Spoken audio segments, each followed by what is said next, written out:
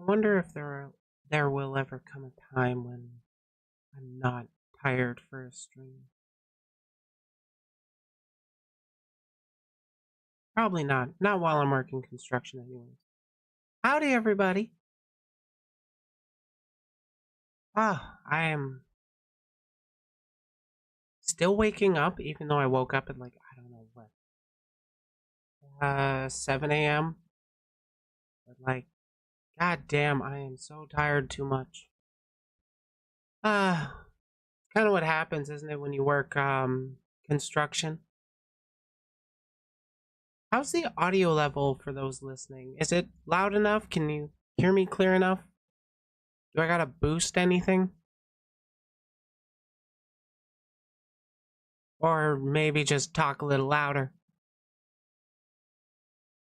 But for those who don't know, I have been using a Koikatsu model for quite a while.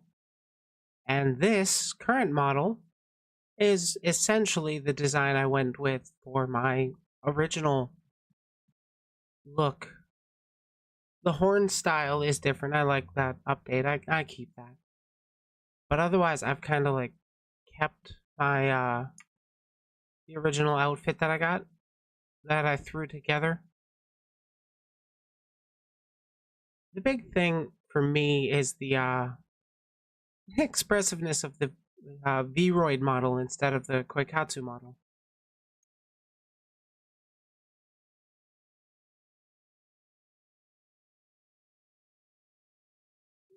So, do I want to jump right into the building? Because I can. Got that model all ready to go. I've got my tiny ass desk space to use.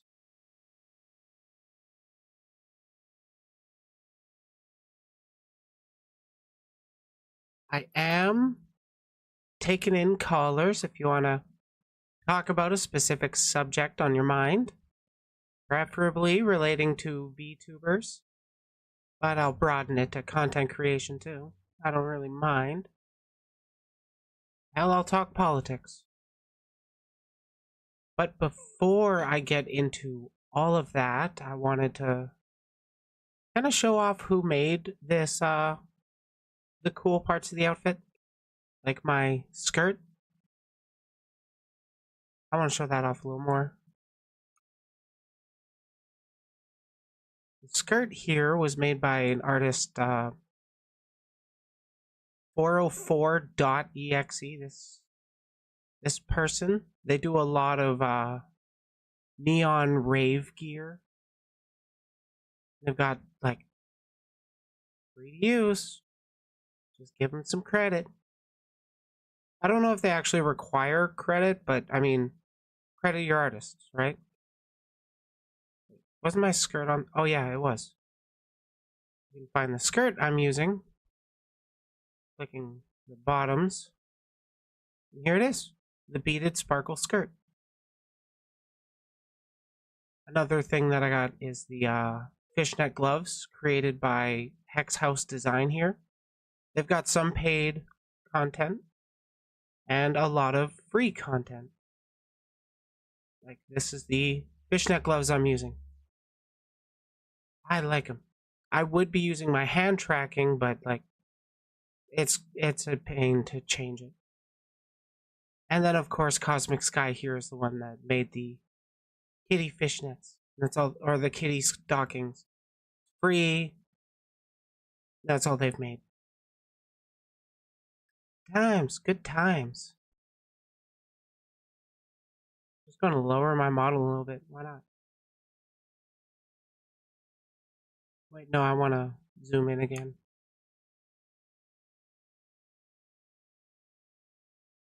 Bigger.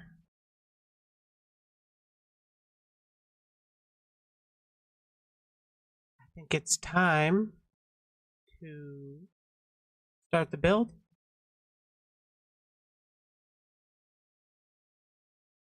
Oh, I actually want to double check. Does my Discord command work?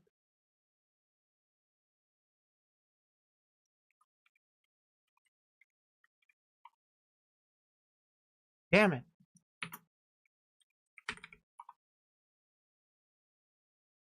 Come on, stream elements. Yay! It's actually a followable link. Yes. Okay, so I don't need that open anymore.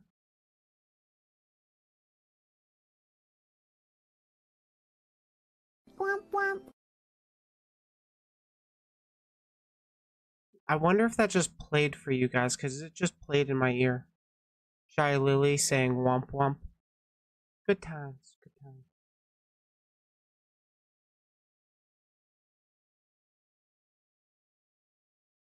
Move that over there. I want to watch that. I want to make sure I'm seeing my... Not that drawer. I don't have a button on my stream deck to switch over to building? Fine. Building camera. Oh. Why do I have two? Neat.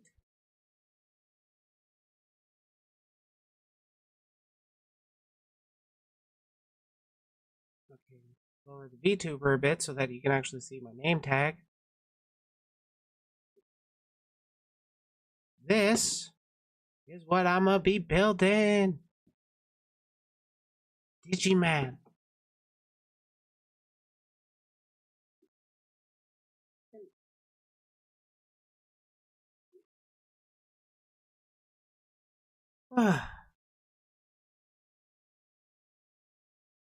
Beelzemon, the figurized standard amplified. I really like the series. I've built I've built 3 of their models so far. This one is number 4.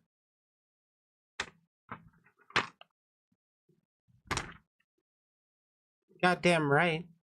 Goddamn right I'm cute. I hate that my app or my overlay is pretty slow.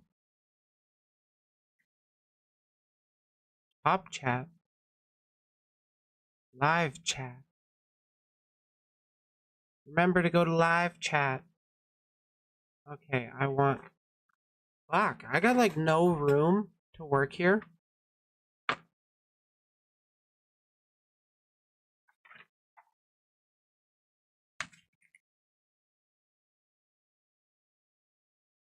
Starting with building the head.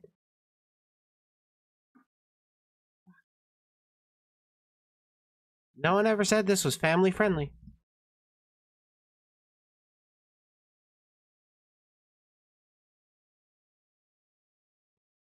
I need number 8 or runner A. Hey, it's the first one.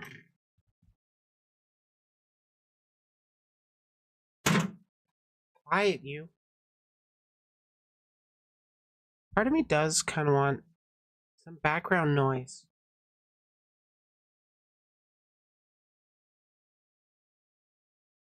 Family what now? Yeah. Not in this chat room. Who wants to listen to... God, why is that not catching up? Whatever. I'm gonna start off by I don't know.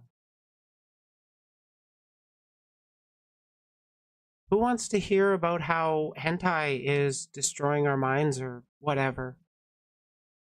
Because like that's totally a thing that people got to worry about. I'm gonna go over a video from HexTube like 11 months ago. They came out with it.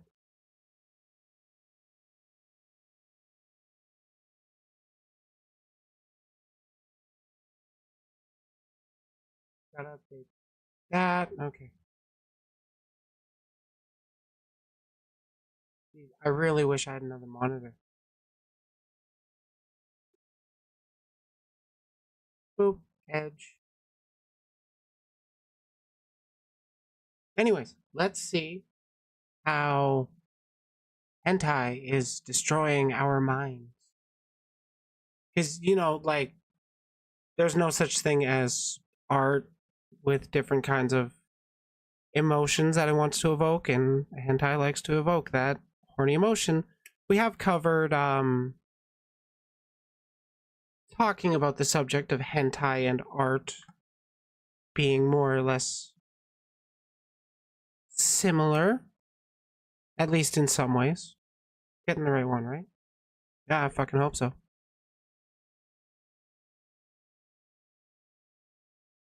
But let's see what this person has to say. It sounds like they're kind of the opposite of my points of view, so, well, let's have some fun. Hentai. Few things on the modern internet are as destructive. That's not an exaggeration.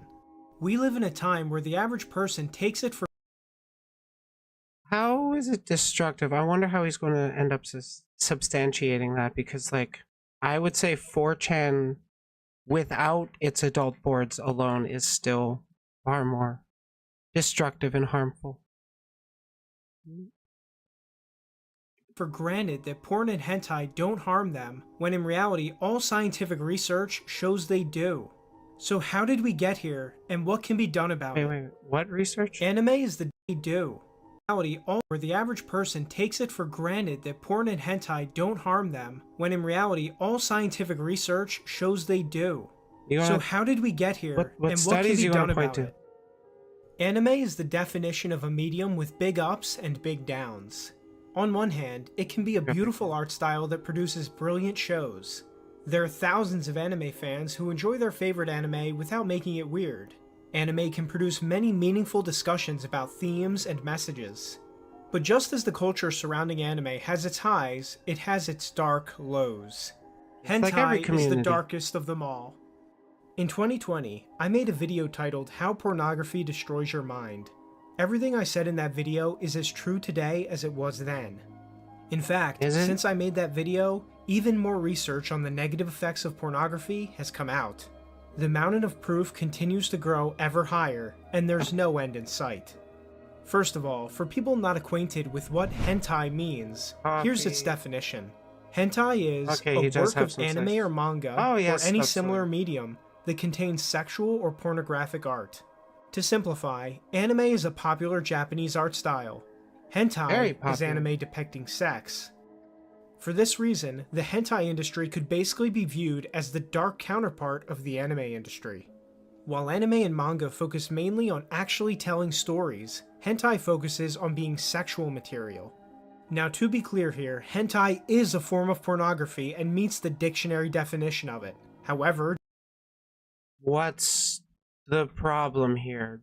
You're saying stuff like it's harmful to you, but you're not really going into detail over the stuff. Do I gotta dive into the studies myself? Because typically when I hear these right-wingers going over studies, they usually misrepresent stuff. Despite this, there remains a vocal minority who seem to think that somehow hentai doesn't have the same negative effects as real porn. They've convinced themselves that because hentai is drawn, masturbating to it will somehow have no effect on them. It won't. Or at least it won't. As long as you indulge in it moderately, you'll be fine. In fact, from what I was aware, as long as you keep using it regularly, it's actually pretty healthy for your prostate. You know, use your muscle, use it or lose it, that kind of shit. Not only is this false, but I'll be making the case in this video that hentai is probably even worse for you than actual pornography. A bold claim. Oh, really? But give me the chance to make my case. Oh, I'm giving you the chance. With the stage all set, let's get into exactly how hentai destroys your mind. To the average person, hentai probably doesn't sound like it's an issue outside of Japan. But in the last 2 decades, that's all changed. Hentai websites generate tens of millions of views from people across the planet, not just Asia. Pornhub, the biggest porn site in the world, released a report in 2019 that found that hentai was its most searched category. Any online anime fan has heard of someone who's watched hentai. Hentai websites are widely shared and I'm willing to bet like the majority of my audience watches hentai. I mean, me too. So not going to point fingers because, like, it's pretty pog. Anywhere anime is discussed. Hentai may have started in Japan, but in a way it's also not truly Japanese. Before 1945, Japan enforced strict censorship laws that forbade depiction of the sex acts shown in hentai. Japan, like much of the world, had strict moral values that the population was expected to abide by. It was only after World War II, when a liberal government was enforced on Japan by the United States, that hentai began to emerge. The US occupied the country and rewrote the Japanese constitution, repealing Japan's former censorship laws. From that point on, slowly but surely, pornography of all kinds was shown to the population under the guise of freedom of speech. One might look at it as a sick way for the occupiers to pacify the Japanese people. But regardless of its origin, Jeez, this is really sounding like Western degeneracy is ruining my anime. Which is really dumb argument because like porn has been around way longer and hentai is specifically anime porn, but there's been drawings, depiction of porn back to the Stone Ages. Isn't there like cave drawings of porn? Pretty sure there is. Also, howdy. Yeah, we're talking about hentai while I build a Digimon. the problem of hentai is no longer small or distinctly Japanese. Today, it's gone international. If you don't see any problem with this, let's recap just some of the scientifically proven negative effects of online porn. Oh, please do. High chance of addiction, increased erectile dysfunction, loss of motivation, desensitization to normal sex acts, dulling of dopamine receptors, higher chance of divorce, and much more. If you're someone who ever watched porn or hentai on a... Wait, which source did you specifically get that from? Pornography works. Acquiring taste through online activity. Internet porn worse than crack.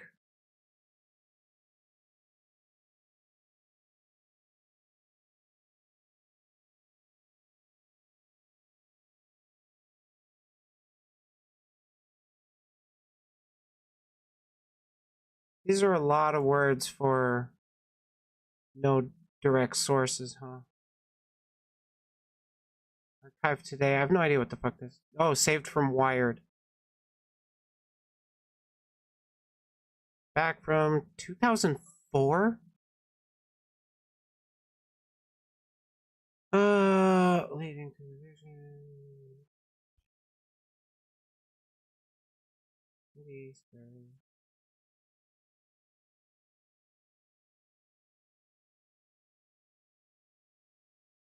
But this isn't a study, this is an article talking about some people's opinions.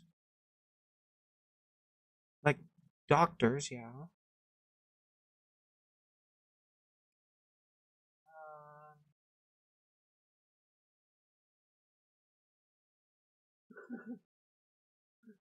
Porn causing divorcing.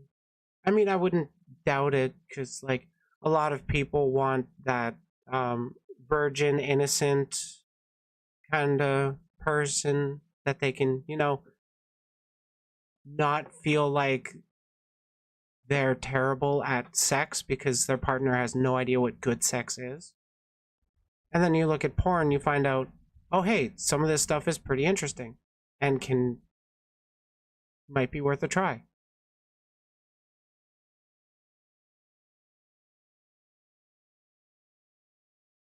The psychiatrist advisor of the... Is this what I fucking think it is? Not secure source. Come on. It's not loading? Oh, okay. Because, like, just the name of this National Association for Research and Therapy of Homosexuality, it sounds like it might be, like, conversion therapy speak.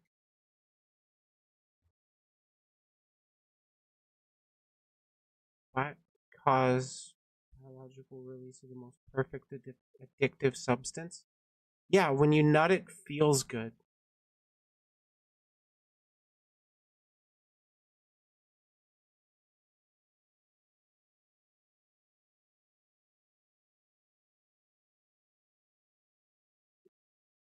We'll get to that video, but this one. Seriously, it's like, is he linking any studies? A media journal? Shouldn't this be like a medical journal? Okay, where's... I want the abstract. Where is it? Conclusion. That'll work. Sport humor. Just a sexual activities can or sexual taste can. This article alone cannot conclusively answer that question. This article cannot conclusively answer that, but significant similarities between flow of experiences of web users and the neuroplastic change experienced by habitual viewers of online pornography suggest that the flow could be a fruitful line of investigation. Can the flow of experiences lead to a change in taste? Blah, blah, blah, blah. So more research needs to be done. That's what this one's saying.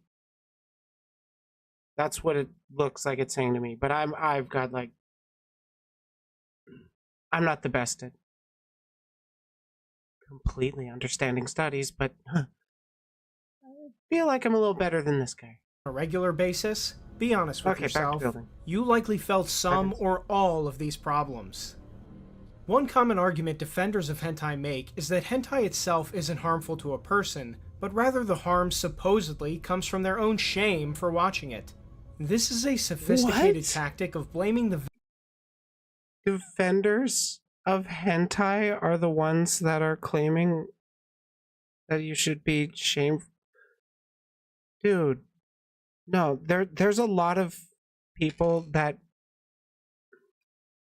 are socialized, excuse me, are socialized, thanks to religion, to feel shameful over sexual activity, even though we're just animals and it makes us feel good.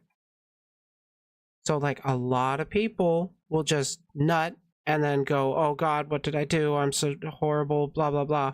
When in reality, they're an animal that made themselves feel good. Victims and deflecting blame from the true source of the problem.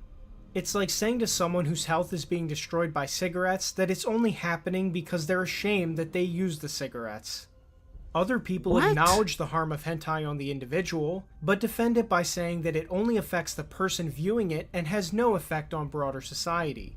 But as I'll demonstrate in this video, that's clearly wrong. It doesn't even pass a common sense check.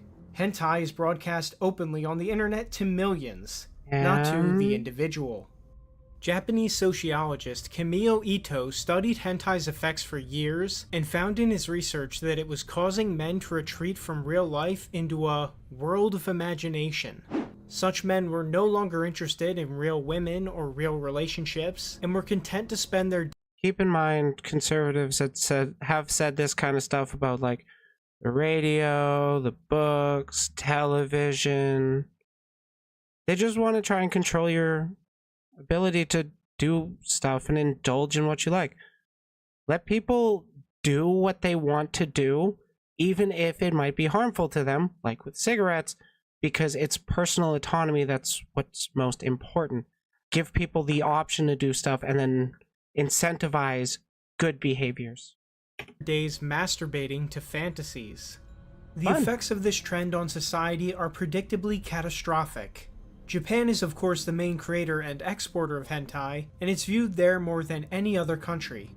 Surveys there in recent years found that 70% of Japanese men aged 18 to 34 aren't in a relationship, and about half of this group have no interest in one. Japanese culture has become full of bizarre and freakish sexual things, such as public masturbation booths and buying smellable panties from vending machines. Hey, let me just look up tickets to Japan real quick.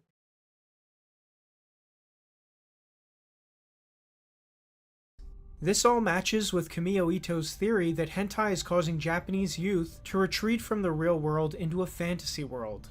And while we obviously can't blame hentai for all of this, it's certainly a key part.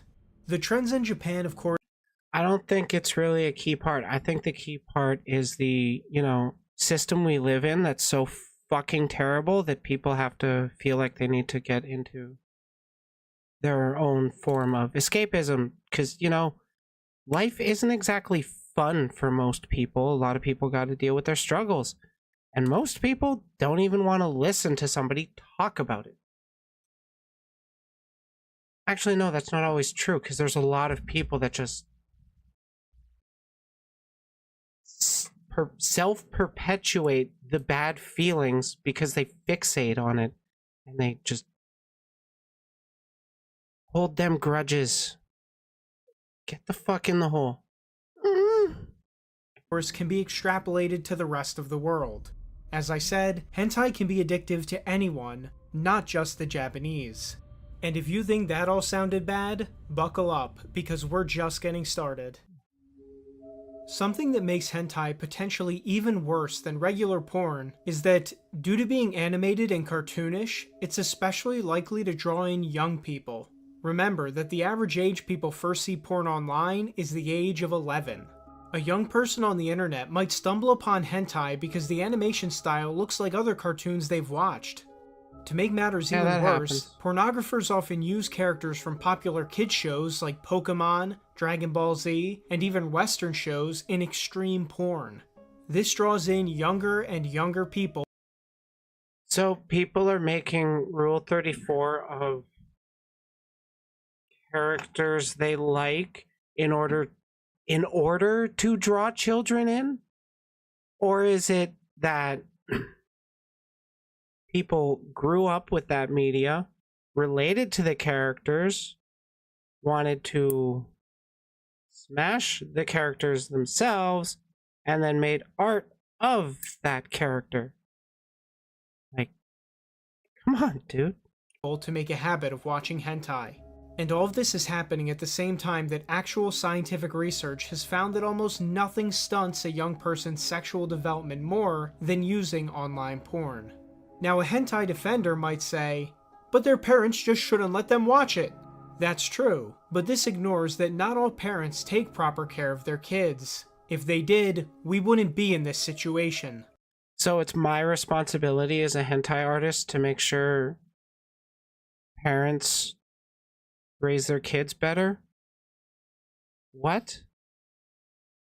No, we can only do what we can to minimize the number of minors that actually see our stuff, because there will always be minors that try to get into adult spaces. I mean, I've had to deal with one lately. But that is not the same as directly, oh my god, this is so annoying, directly giving youth that material, like encouraging it, because there's a difference when, like, because like I personally discourage it like a lot, because I don't want kids to over fixate on that. But I mean, they're full of their fucking hormones. They're gonna want to look at it anyways, and we can't really stop them. We can just do our best to stop as many as possible. I am missing a lot of chat.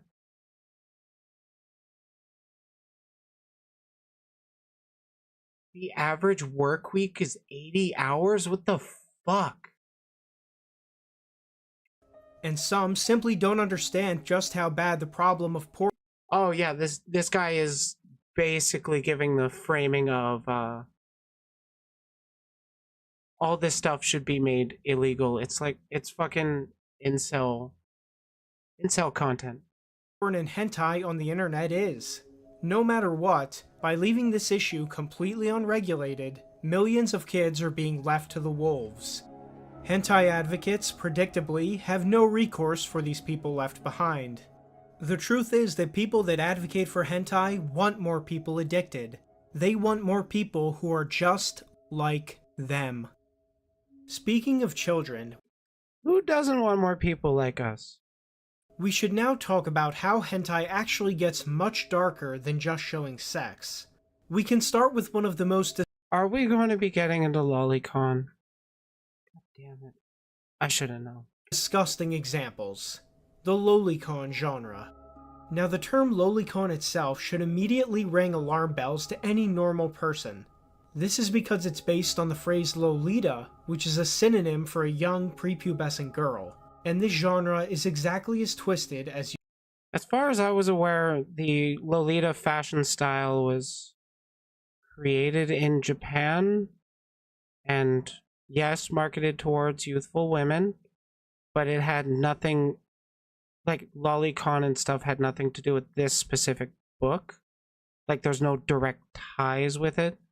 It's just a creepy book that shares a name with where lolicon is derived from. you would expect. It shows sex involving young prepubescent girls, from preteens down to toddlers. Lolicon hentai essentially But don't worry, it's okay, because they're a 6,000-year-old dragon. glorifies and popularizes child sex abuse to a wide audience. What are the effects of this? Well, we do know that over time, viewers of porn are desensitized to the acts they watch. When you couple this with lolicon, it paints a dark picture. Psychotherapist Sam Luley I mean, you can make the exact same argument against video games, can't you? And even with that one, we know from what I've read, the research is basically a wash in terms of playing violent video games is going to lead towards violent behavior. I would like to know if there are studies that are like playing violent video games actually lessens violent behavior. That's what I want to see. But like I haven't really turned up much when I went on Google Scholar. emphasized how hentai can desensitize people's minds. Oh my As god, a this is going to take psychotherapist long. who specializes in sexuality, one trend I've seen over the years is how prolonged viewing of hentai can eventually impact one's arousal template. In other words, what people used to find arousing may no longer be enough, and the more deviant forms of sexualization become the new norm of arousal. That's how tastes grow. Like, people have been getting into kinky shit like BDSM since long before hentai. But like you wanna focus it on the hentai, but fucking it's spread quicker because we have the internet. God damn it. It's gonna look so cool when I finally do it. Oh. Well, shit. Where the fuck is that supposed to go? Oh. I wasn't supposed to do that yet. He wrote about lolicon specifically. What can be problematic is that these types of cartoon depictions of willing, childlike sexual encounters normalize children as appropriate sexual partners. When a child is sexualized, the old social norms that protect children as off-limits are chipped away at and blurred. Thus, any kind of objectification of children as sex objects can either legitimize child sexual abuse or minimize its impact. Well, you heard the psychotherapist. Let's trust the science. But sadly, even this lowest form of hentai I am curious, who is Samuel?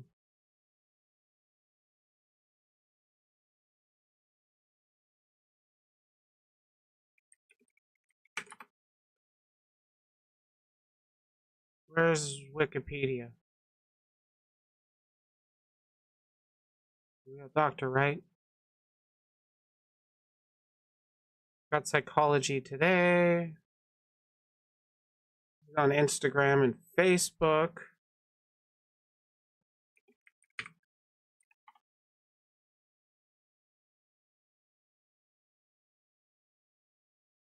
He doesn't have a Wikipedia page. Huh.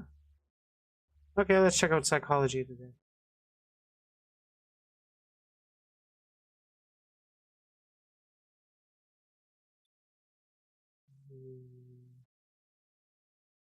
Therapist. Emphasis on porn sex addiction. specialist in problematic sexual behaviors, Asian chain, and multicultural issues.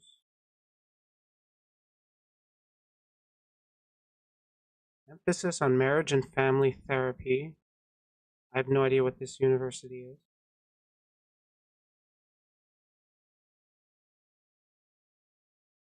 Oh, he's got a Twitter. Interesting.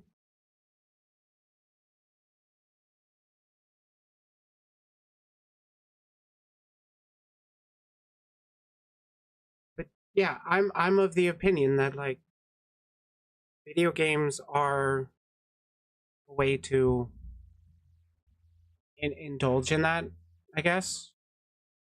And it doesn't contribute to actually doing that, from at least from the studies that I've read over. It's been a while, I'd have to look them up again. But like even then they said more research needs to be done. So like I kind of feel the same way about lolicon. Like we gotta apply the standard broadly, right? Or we gotta apply the standard evenly. I just still think it's fuck, I agree with this guy. It's the lowest form of hentai. I'm not a fan. Or minimize its impact. Well, you heard the psychotherapist. Let's trust the science. But sadly, even this lowest form of hentai has its defenders. This 12-year-old girl, yes, maybe a 12-year-old girl, but it is just a drawing of a fictional 12-year-old girl. Nobody can do anything directly to this 12-year-old girl that will put them in harm's way in any kind of physical or emotional sense, because this 12-year-old girl you speak of never existed in the first place. Well done addressing an argument that absolutely no one is making. The issue is the viewer, not the character. But people who argue in favor of this do not do so in good faith.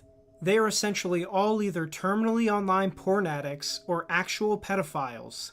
You might find them on websites like Twitter, where their feed is nothing but them arguing with normal people who are against sexualizing children. One trend I've noticed with these people is how they make being a lolicon their entire personality. It's all they talk about. They have destroyed their life and identity so much with their porn habit that it's now all they can identify with. It would be a sad and pitiable state, if not for the fact that they desire to pull everyone else down with them. There's one particular case that should be noted. Fucking most of this video I've been disliking the dude, but no, he's spitting facts here. On YouTube, there's a highly viewed video defending lolicon by a user named Mr. Cynical. He also goes by the name Burn or Rika, and you'll soon see why he's always changing his name.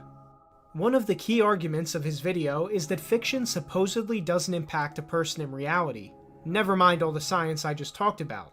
He claims that someone can be sexually attracted to animated children without being sexually attracted to real children. Well, Mr. Cynical later admitted to engaging in sex tourism in Thailand with child prostitutes. Everyone's like, oh, you rape these children, I'm like, no, it's fuck rape, you know. That guy. Well, you still fucked him, right? Yeah, I had sex with him, just... And wait, that was in Thailand? Yes. Shit. He also posted Jesus Christ. Not only did he admit to that, he admitted to not giving a shit about consent. Wow. Sexualized pictures of his underage sister's feet to the internet. This man spent... His sister? Jesus Christ. An entire 40-minute video arguing how viewing child hentai doesn't make someone a pedophile, and then ended up being an active pedophile. Understand that this is the kind of person who defends lolicon. That's what you call ironic. The more ironic thing to me is the people that defend lolicon tend to look for the anti-lollies that end up being the exact same thing. You know, online predators. Oh my god, they keep tally of that and they don't shut the fuck up. I'm gonna figure out the rest of that part later, cause like it's hard to get these nubs on. Giggity. Now with hentai, it isn't even just lolicon that's the problem. Hentai is full of disgusting and unnatural fetishes that it sells to its viewers. Rape, torture, Bestiality, gore, it's all there. The hentai industry is Not just in hentai, it's also in real life porn. But this guy's arguing specifically about hentai this video. actively creating people whose views of sex are utterly horrifying. And this doesn't just impact minors. Dude, given this video, what are your views on sex? Abstinence only education? Ball cell life for the win? What? As has been discussed, adults also suffer from many negative health outcomes, both physical and mental, from watching it. Hentai also shouldn't be seen as just a male problem. It certainly affects men the worst, but women, especially young women, are also badly impacted by it. Take this story of a girl whose boyfriend introduced her to hentai when she was just 16.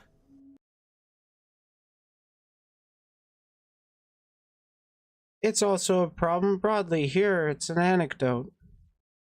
Come on, dude. If you're gonna apply studies to your shit, like, be consistent. Where's the study for this stuff? I'll never forget the first hentai video he linked me. As an innocent girl who had rarely seen a naked body, the exaggerated childlike women and bold, confident men portrayed in the cartoons ensnared me at once. The more I watched, the more violent ones I saw, the darker my thoughts about sex and relationships became. One day, I asked the boy if he would ever tie me up like the boys in hentai. He replied with the dirtiest, most graphically explained message about exactly what he planned to do. And there, I started with roleplay. God damn, who is this about? What, Draco? Eventually, she did get out of that lifestyle, but Good. she concludes by saying, "The scars of that secret online life dig deep." So much for fiction having no effect on real life. Oh, it's almost like you shouldn't try and fucking push that stuff directly onto minors instead of, you know, keeping them out of the spaces where there is that content. Now, as usual in these videos, I want to debunk a few popular myths. Oh my god, what do you consider a debunk? But what about wholesome hentai? There isn't any such thing. All hentai depicts sex with the goal of inspiring lust in the viewer. If someone Does he not know that you can depict a loving, caring instance of sex? Like, you can have very intimate hentai. I mean, hell, furries do it really, really well.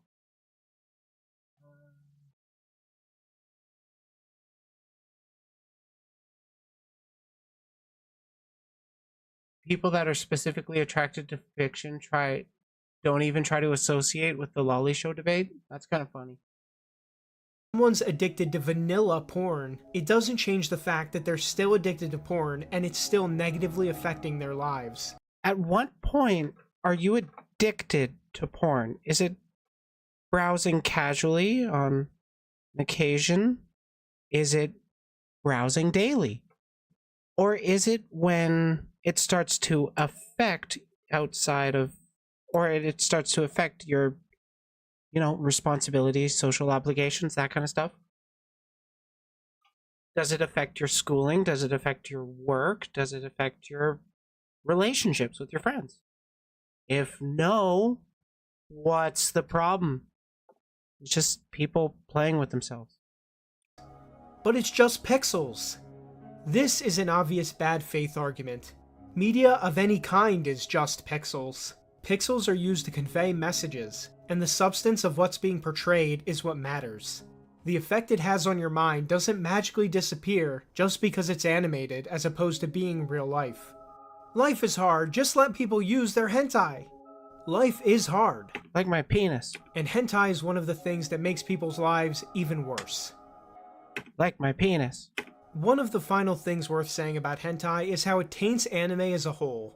Anime culture has the potential to be so much better than it currently is. When people who don't know anime assume the worst about it, it's usually because they think it's all hentai.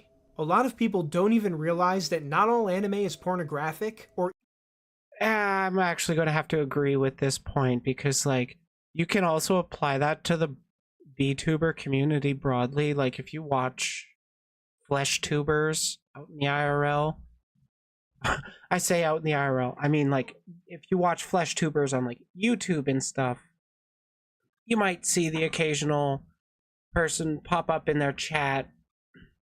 Are there any good VTubers? And then they might respond, no, they're all pedos, because, you know, Gura is the most popular one or something. That's who they think of first.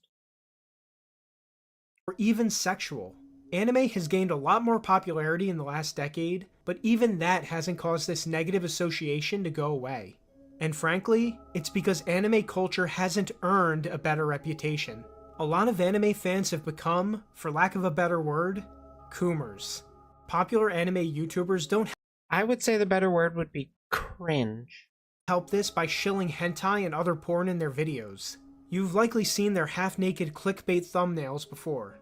Much like the mutually destructive relationship between the Coomer and the porn star, many anime YouTubers use hentai to attract their audience. This I wish it worked that way, because, like, my hentai doesn't really get much clicks. I don't really do it much these days, but it didn't really help grow my brand at all. It just kind of helped deal with, you know, the hornier fucks that are just going to be horny anyways.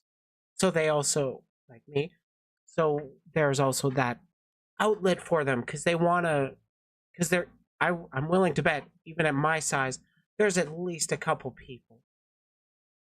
There's at least a couple people that really enjoy the art I do.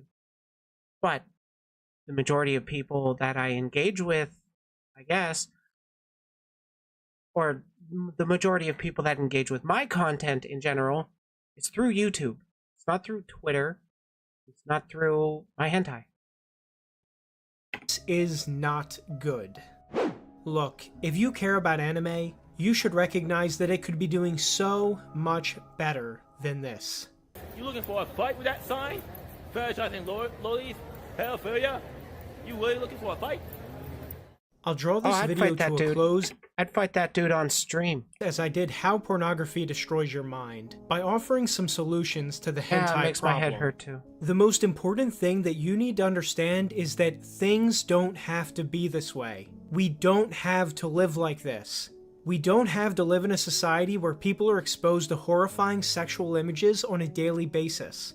The first solution is obvious. If you personally look at hentai, quit immediately. Save yourself from the black hole it's pulling you into. No. It's not too late. You have the strength to quit if you put your heart and mind into it. I can quit anytime I want. Trust me. There are more stories online every single day of people who successfully kicked their porn and hentai habits. Starve hentai creators the money they gather from poisoning you and millions of other people. Now obviously, I was about to say I don't really get money, but I have gotten some commissions, so. Yeah.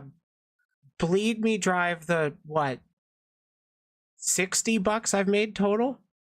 at the same time, individuals quitting isn't the only thing that needs to be done.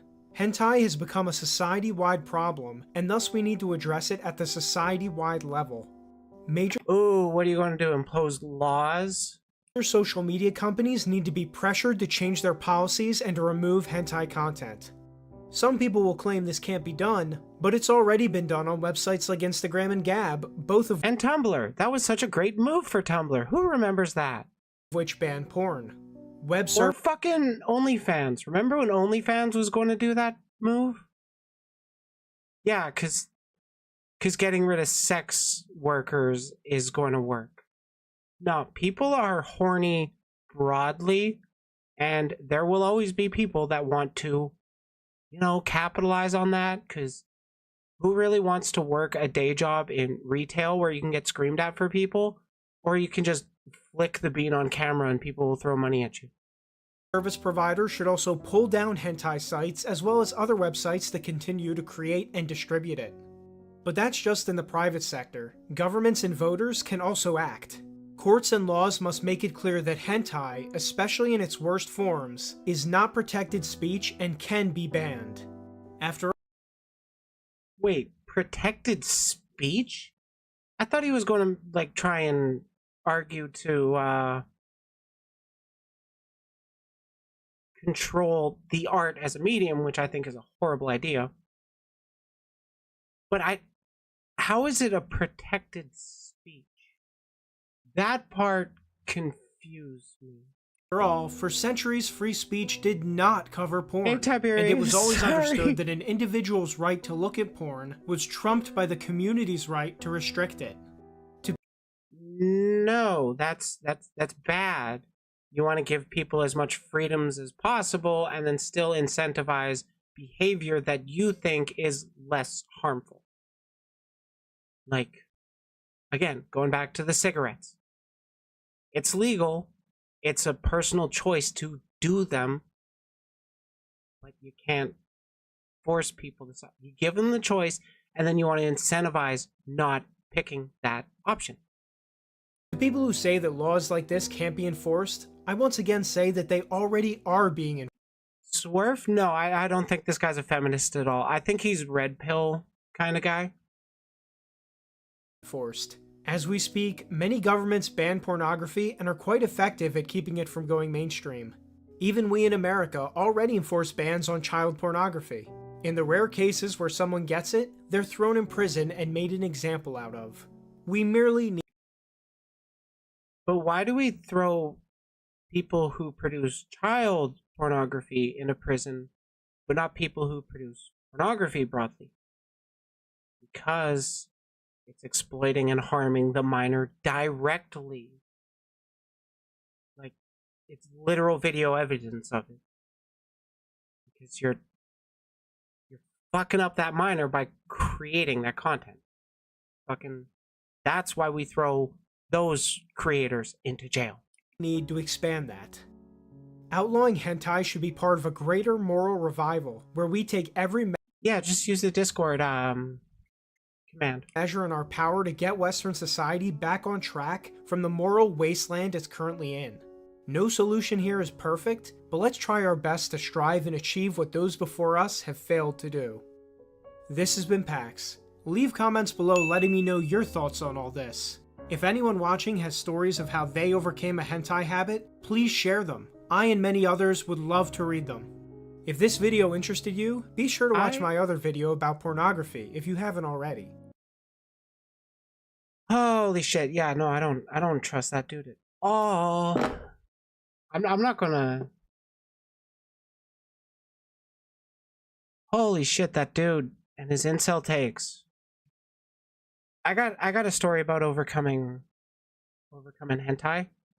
So there was a time when I was really early in my VTuber career, and I wanted to be a lewd tuber like all the other pretty girls. But how do you do that if you don't have any art? So I kind of became the change I wanted to see in this world, and I got myself onto Rule 34 through art I made. So that's how I overcame my struggles with hentai. Thank you for listening. Holy shit, that dude. That dude, I can't tell if it's incel or volcel, where it's like, I'm a volcel because people aren't going to have sex with me anyway, so I'm taking command of it. It's like, what the hell? Also, I gotta BRB real quick.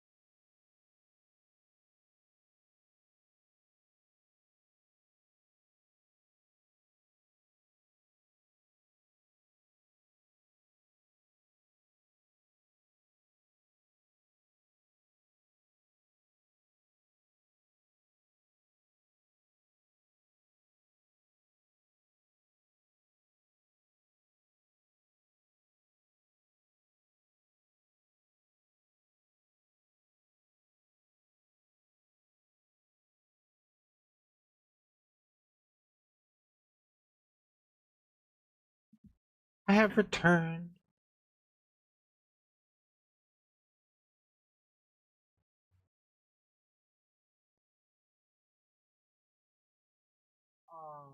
girlfriend sent me something that I would want to watch, but can't watch it on stream because copyright. It's Marvel.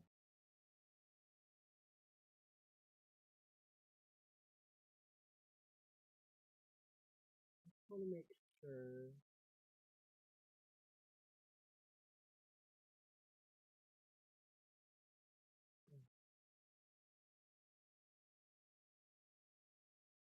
Everyone should be able to join the waiting room. What do I want to get on to next?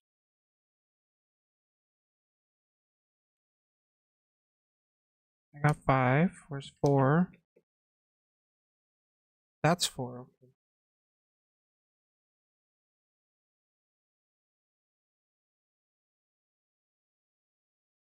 And that. Still. I believe almost all pieces are connected by 3.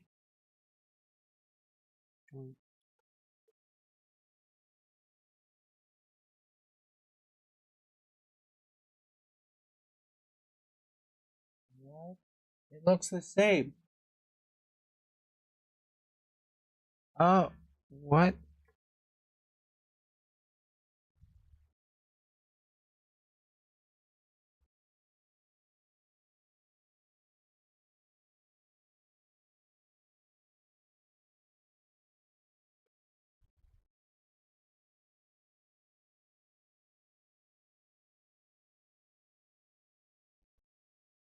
Cool. I did a thing. Oh yeah, I gotta watch chat.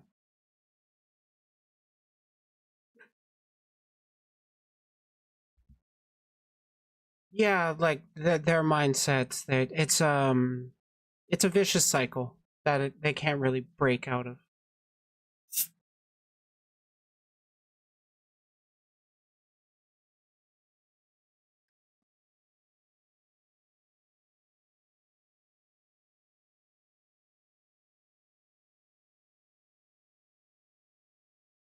What do I need next?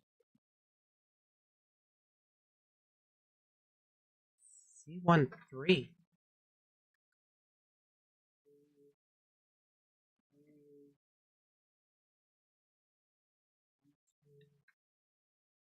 Oh, I'm dumb. C13.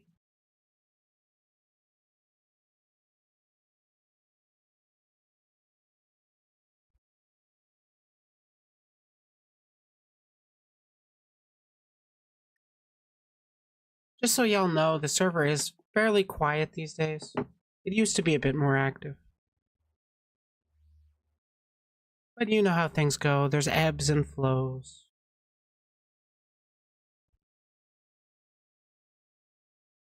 Why did they have that extra one? Been more quiet because life? Yeah, yeah.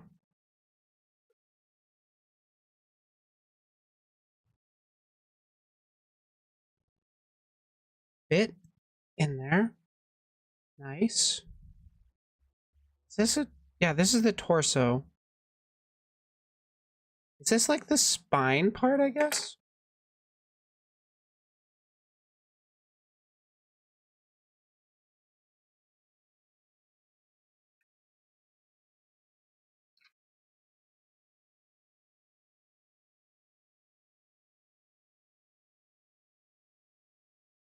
A12. Okay.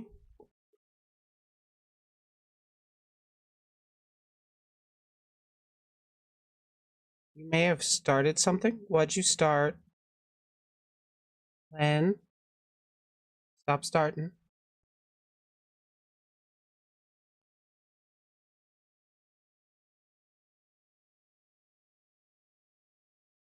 Oh, derp.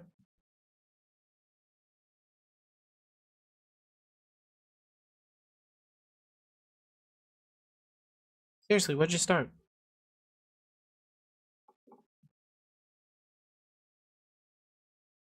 I need my knife.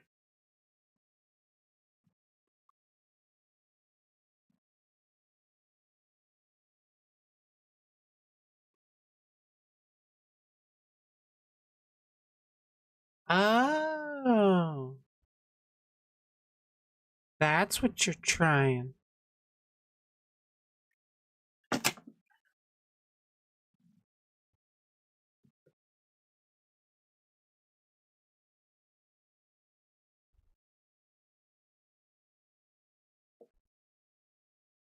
next up I need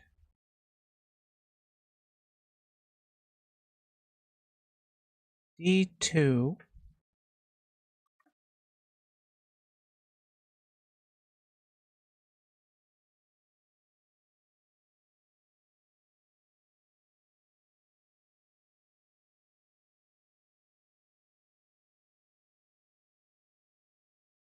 They gave me two of the exact same runners for D.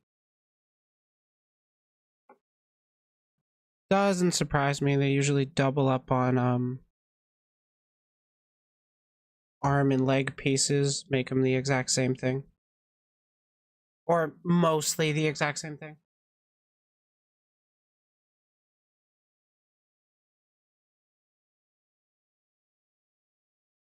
Yeah, I have no idea if YouTube fixed that, Lynn.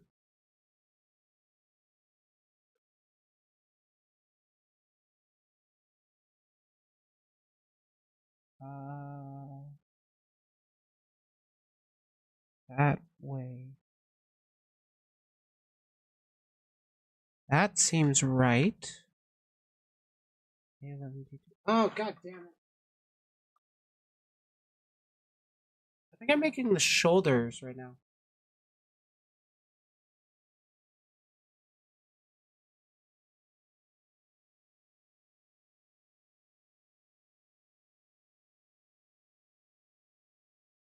No, that's C1. I don't need that one.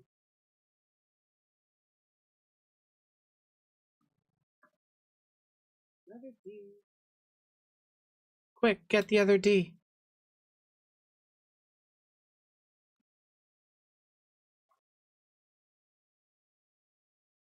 Yay. 11.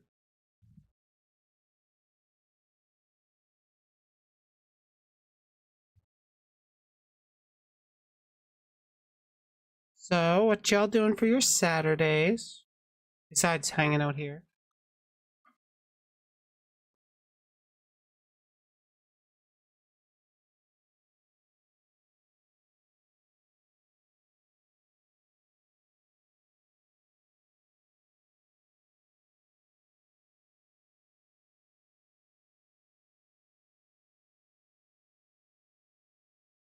Yeah, it's just something I'm kind of saying because like I had my previous model. I'm like, it's not as expressive as I'd like.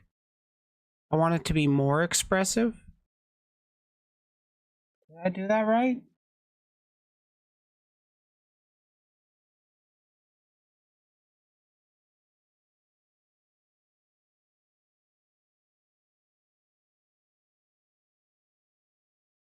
I think I did that right. Yeah, Vroids are more expressive than the Koikatsu models, so I just kind of went back to my 1.0 style. Because, like, I like it a bit more. Having my eyes look around and stuff, that makes a difference, at least in my opinion. Okay, first off, A16.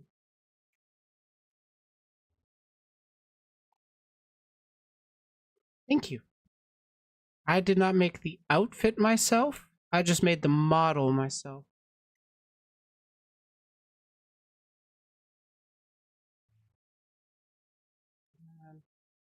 Don't do it. It's a skill to not only make these things, but make them on camera. Because you got to be actually farther away than you think. But you still got to make precise cuts. It's so annoying. But, like, I love building.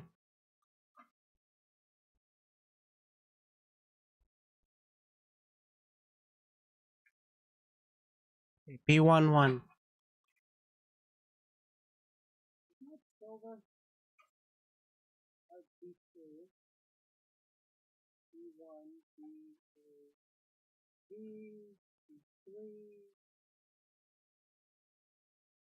C2.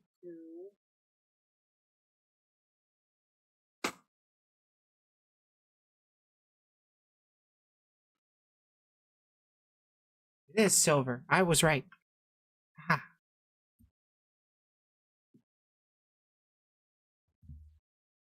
God, these models are so complex.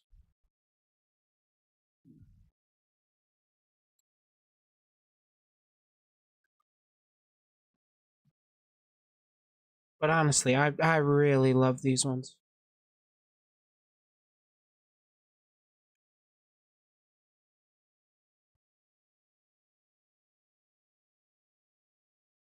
I also need light, damn it.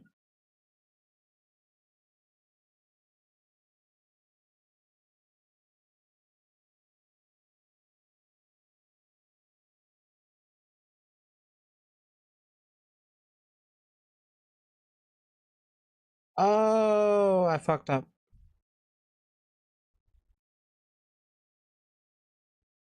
The head of the guy looks like a chocobo head. Kinda. Got a bit of a beaky face.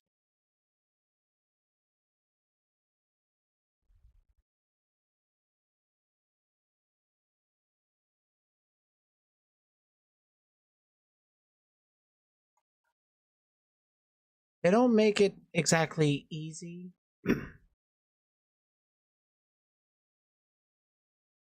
It's like all you really get are diagrams of what you should do. So it's hard to exactly know when you're putting it on the right way until you're putting on more pieces and then you realize, oh shit, that doesn't go there. Oh shit. What? Excuse me.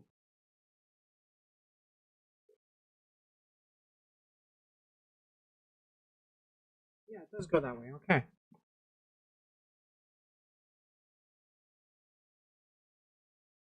Right?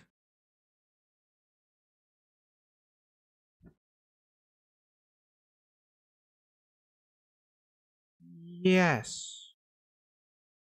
I think.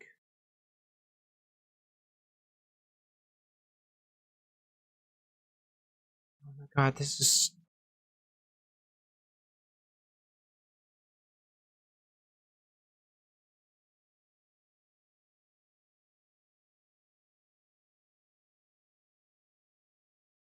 Yeah, I think I've got it the right way.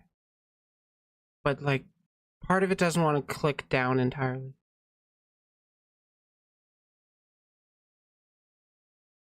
It'd be fighting me. Or is.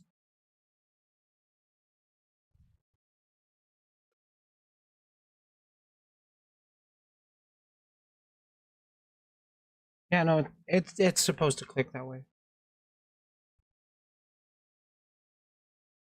This model kit is the same difficulty as a real grade Gundam. Roughly. Or not real grade, master grade. Sort of real grade. But like real grade is a lot smaller in size. Oh yeah, Lego can get easy or very, very difficult. Like the Death Star, I would not call that one an easy build. Well, I would say it's more time consuming than tricky for Lego. Next up, C2 and B1.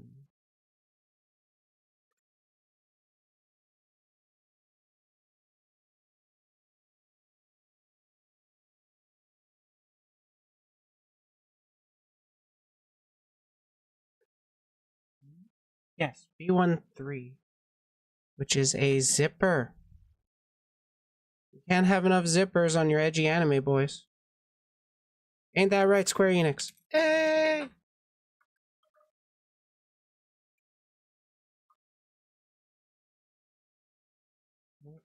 B1, no, C2, 25.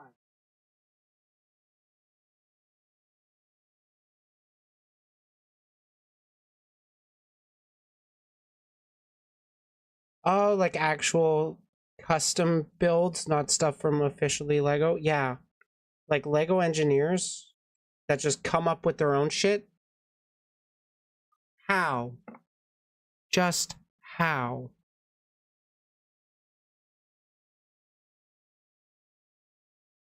Yeah, fit in, damn it. My older brother to me when.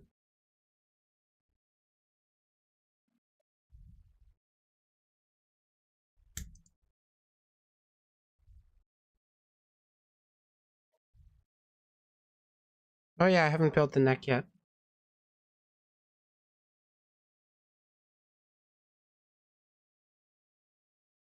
Zippers used to be hella popular. A5 and 6. Oh my god, that neck is going to take a while to build. Or it's like 3-4 pieces. 3 pieces. Hey.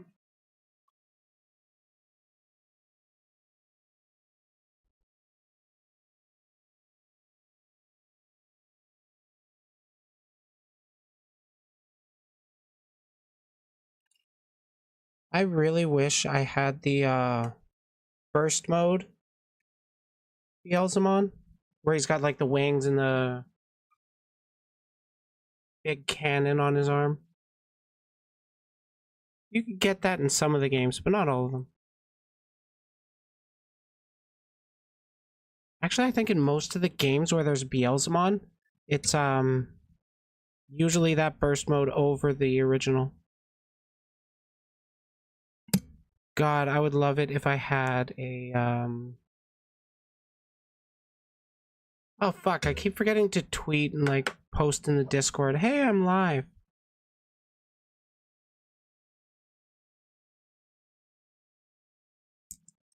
I'll just schedule my streams ahead of time and then push the date back, like, or push the time back like day before. That's been working, right?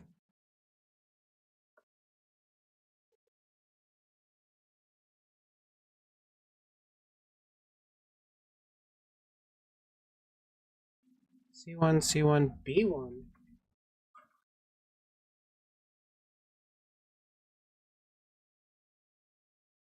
No more silver.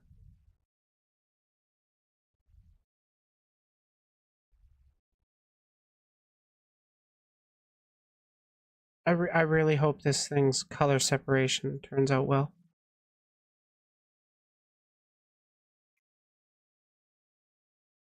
I mean, it should. It's a Bandai kit. This is C2. I want C1. One.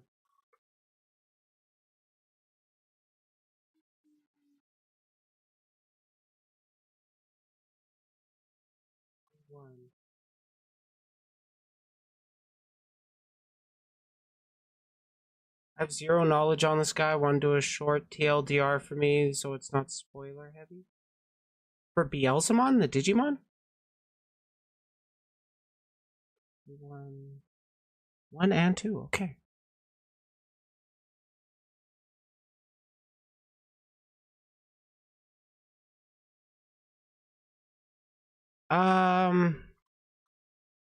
He was introduced in season 3 as like a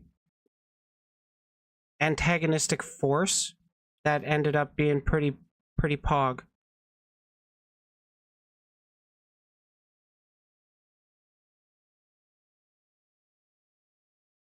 He is one of the 7 Demon Lord Digimons. Beelzemon. And then the silver. Oh, that looks nice.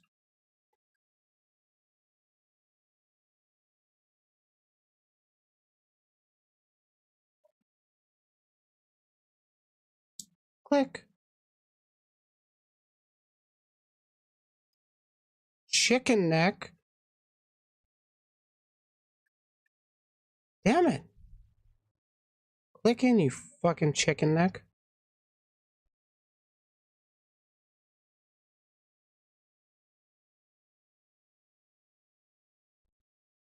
Did I put it in upside down? No, I shouldn't have.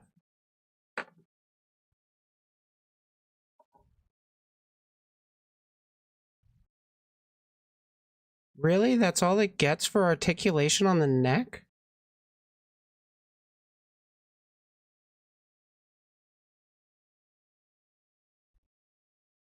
Also, sticking his hair on is painful. Now his eyes are all fucked up. I also got to remember I have like very little. Yes. Oh my god. Fuck it.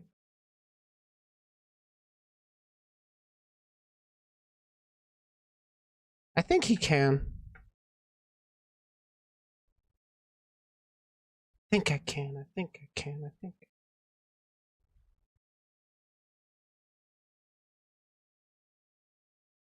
I find Lego sets with movable parts way more complicated than this. You're fucking with me, right?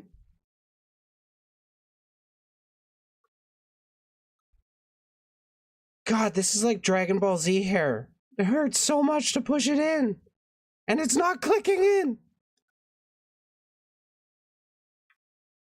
What's fucking up? What's fucking up?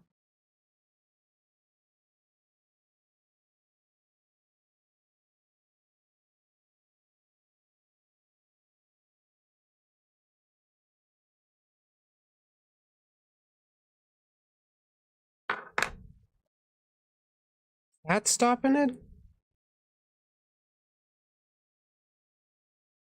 Oh my god.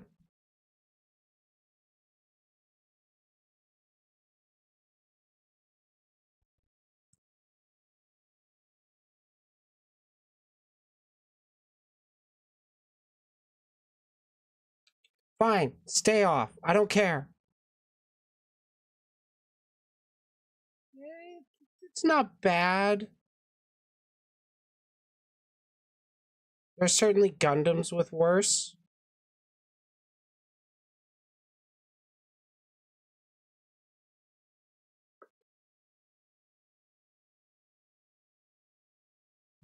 Oh, I'm supposed to do stickers?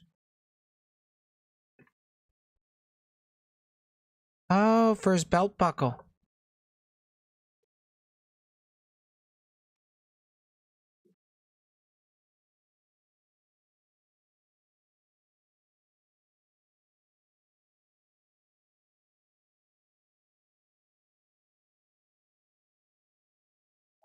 Where are my stickers?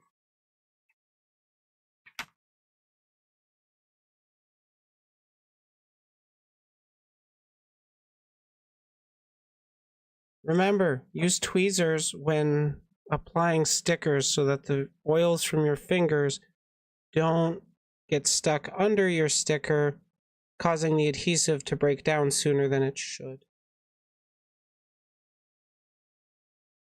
Do as I say, not as I do.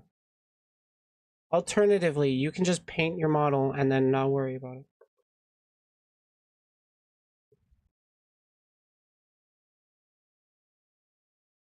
Come on. I know I have like tweezers somewhere. Oh my god. I need light.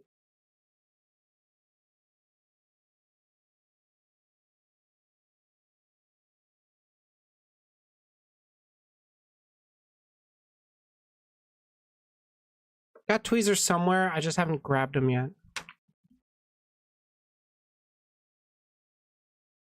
Did I miss something from his head?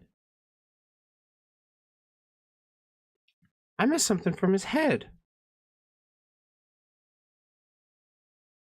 Oh, I missed some stickers there.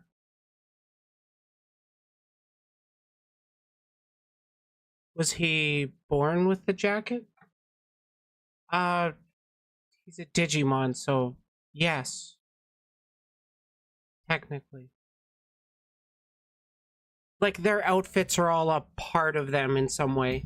In the movies, there are some Digimon that have, like, War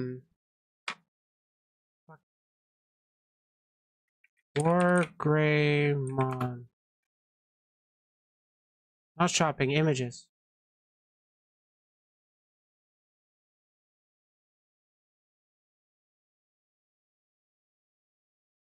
I don't know who did this art, but like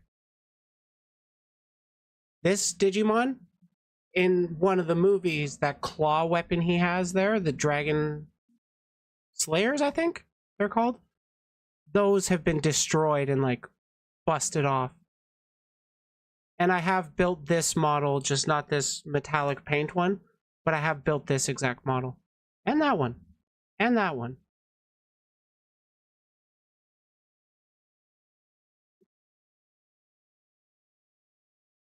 Back to building.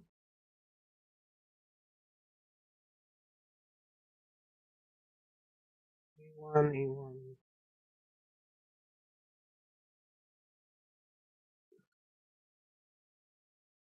You see the red handkerchief around his arm? That was actually given to him by someone else. I'm not going to say more of that because spoilers, and you should watch it. Digimon Season 3, like Digimon Tamers. Legit, I love it. E.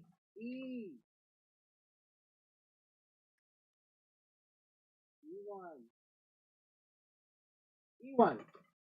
Oh, E1 is literally just this. Why couldn't I find it?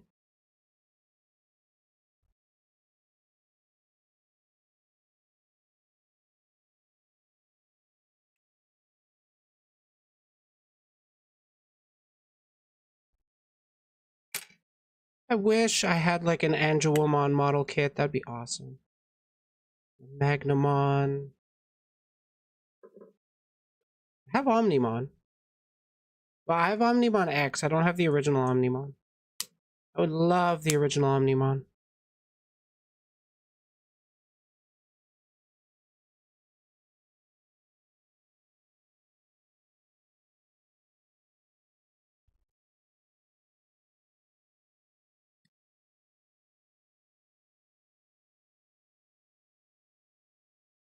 Okay, I'm taking the head off. You knocked his block off! Fuzzy. He's got the Squall style jacket. Not the worst articulation, but not the best. I'm still mad that this isn't fully securing. It should. There's no reason why it doesn't. I might just have to, whatchamacallit. Might just have to glue it. C2, 23, 24.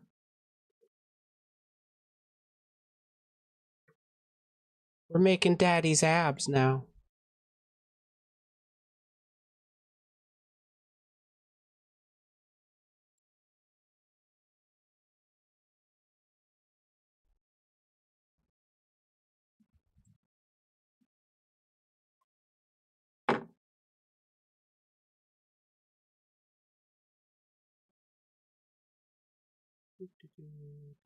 Chicken stuff.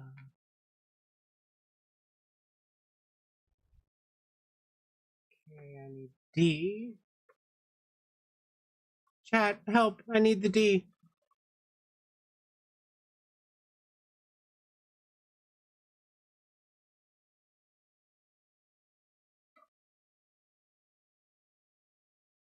I found it. 2 of them.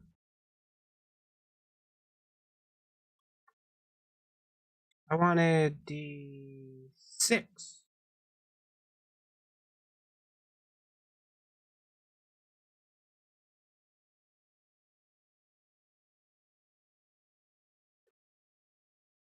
it doesn't matter which way it faces.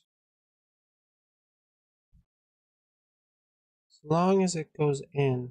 Giggity.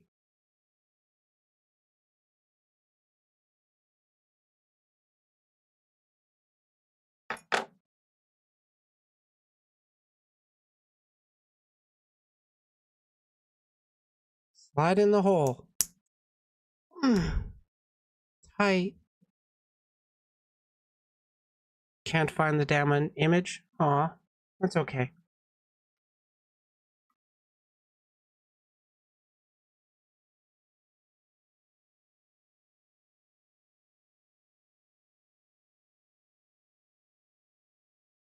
And it was like a Gundam made out of Lego, right?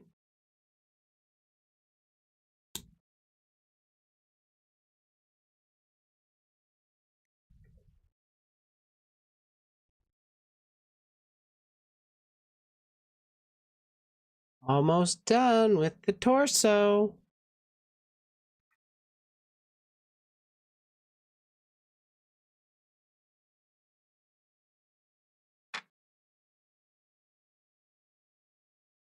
Set that down. The fucking aglets of his wires here, they don't want to go on. It's pissing me off. Should go on strike. See, 1 and 2, 18, 18.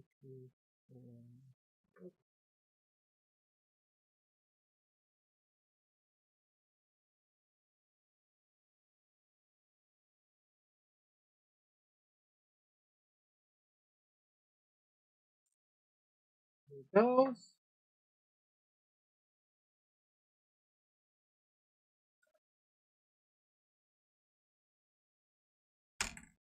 That.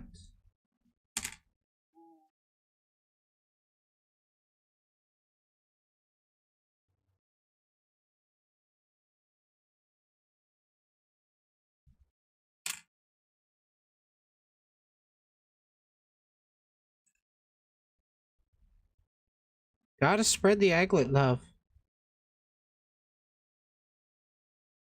Shove that in his back. Don't tell Lilithmon I'm blowing out Beelzemon's back.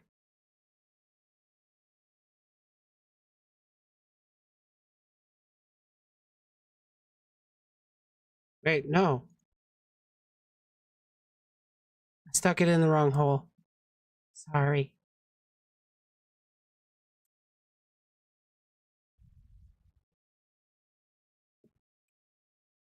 Oh no, I lost it.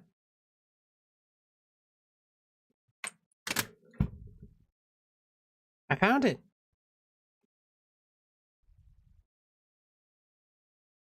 Okay, which one? Which one?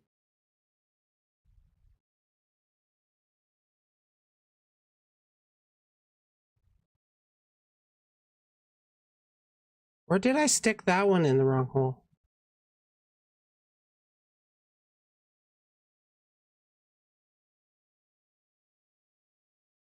Hey, girls can stick stuff in the wrong hole too. Don't be gender bad.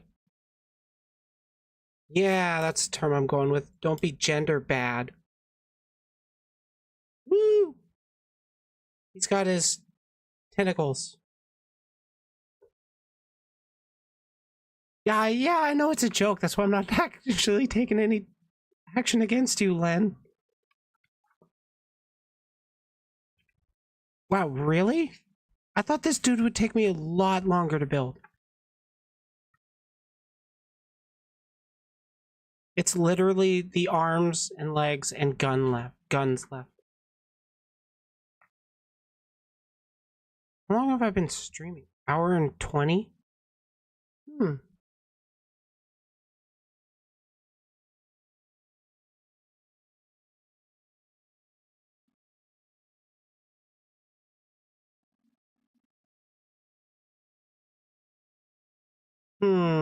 I'm tempted to flex how much Lego I have, but I don't want to reveal how degenerate of a room I have.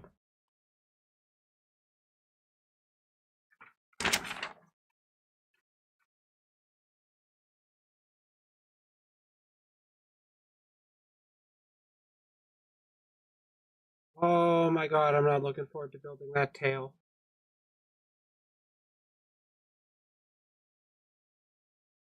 Beelzemon? Yes. Look at that fucking tail.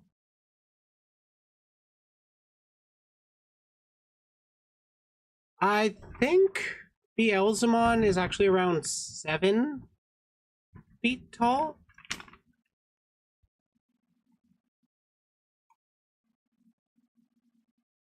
Let's find out, actually.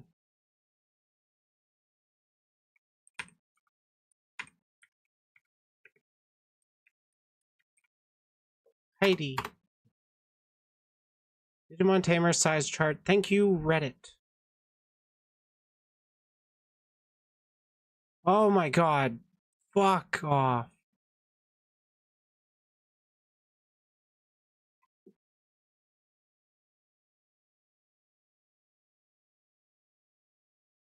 Wait, is this by meters?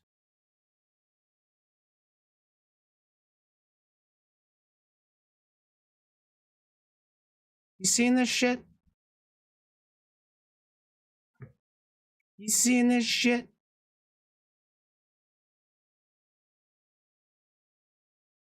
Why? Reddit, I hate you.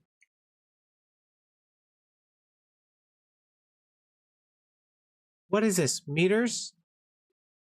Because it's not feet. Right down there, you got two of the main character boys. There's the main characters, they're like 12. There's Beelzemon right there. And it's like, I can't tell with this fucking size chart.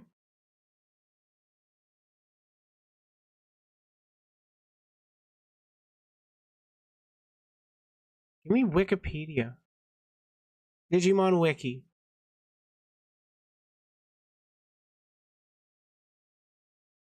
Fucking serious? Nerds. They don't have his height.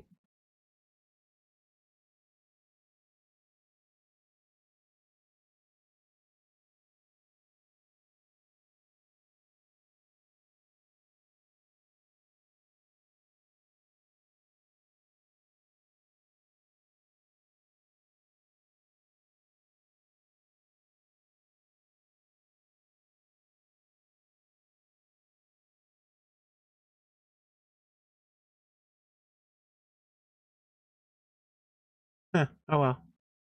I'm getting sidetracked a little. Yeah, Beelzemon's like, what? 2.5 meters tall? I personally am like 1.85 meters tall.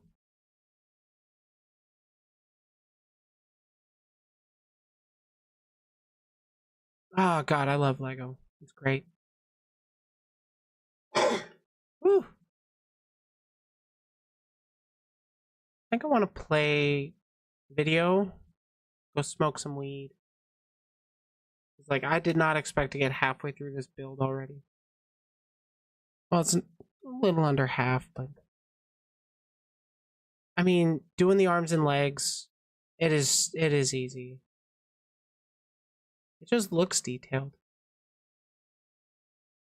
But when I get back, y'all are free to call in if you want to chat about something. For now though, I need to decide what should I play?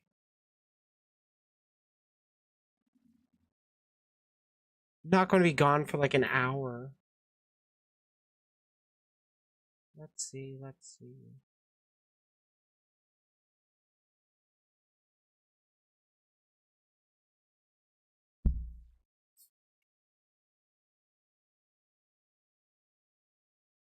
Wait, do I even have weed ready?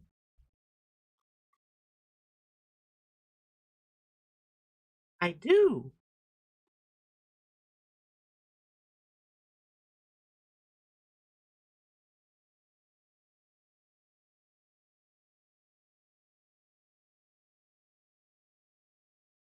Let's check out.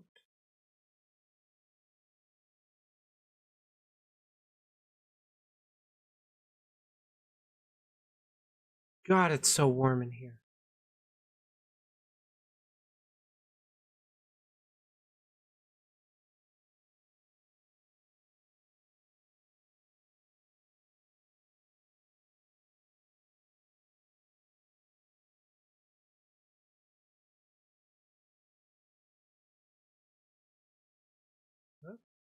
Hey, Joestar. How you doing?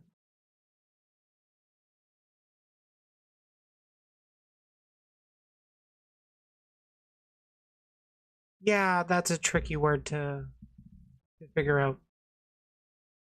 Like some people pronounce it the Beels, like Beelzebub, or some people pronounce it Beels. I think Beelzemon is how I typically pronounce it. Beelzemon. Yes, this is a return to my older model. Well, technically it's a new model because I lost my original model, but it's the same outfit as my it's the exact same outfit I originally used. But like I'm gonna be disappearing for a little bit, and then I'm gonna get back to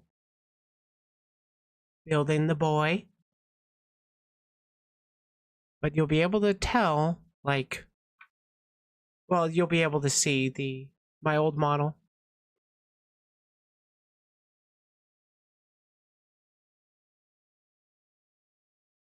Y'all ready for this? 'Cause I am.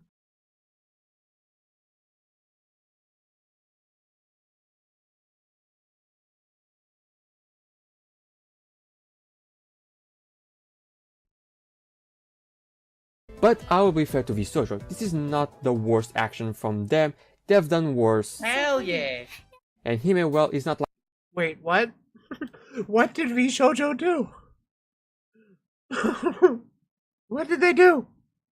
I'm gonna DM M. Oh, I gotta know. Jiggle, jiggle, jiggle, jiggle, jiggle, jiggle, jiggle, jiggle, jiggle, jiggle, jiggle, jiggle, jiggle, jiggle, jiggle, jiggle, jiggle. So, who knows who Hime Hajime is? Because I have no idea, but we're going to be looking into a paradox of her. I don't know. We're going to find out.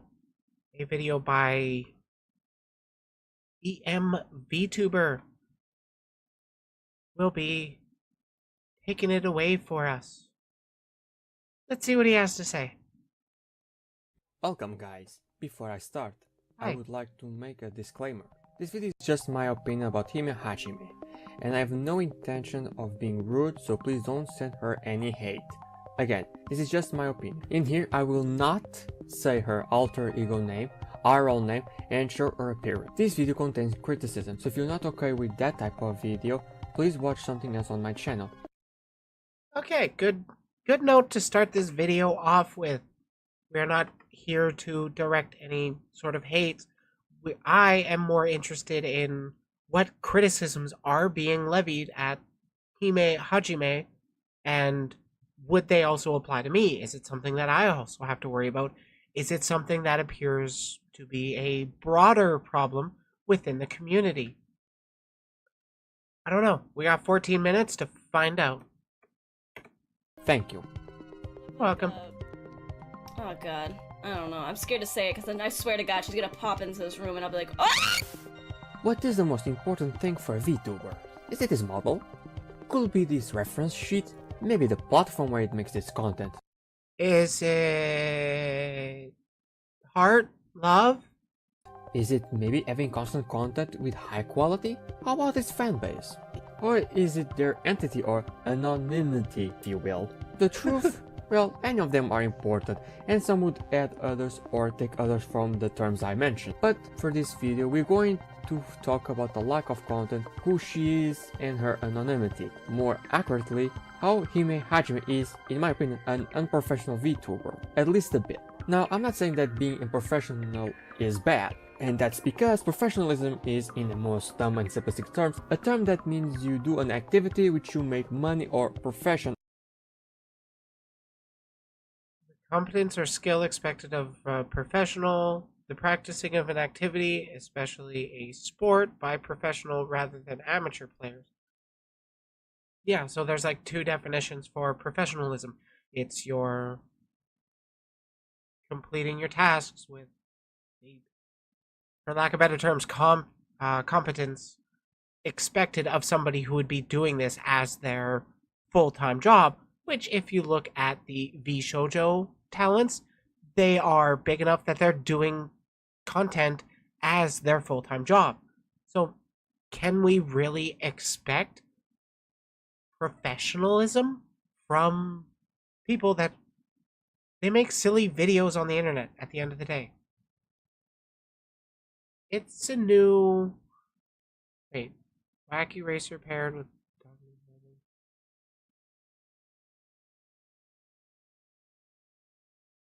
Oh, was that Dick Dastardly? Oh! Okay. Unrelated and totally derailed my train of thought.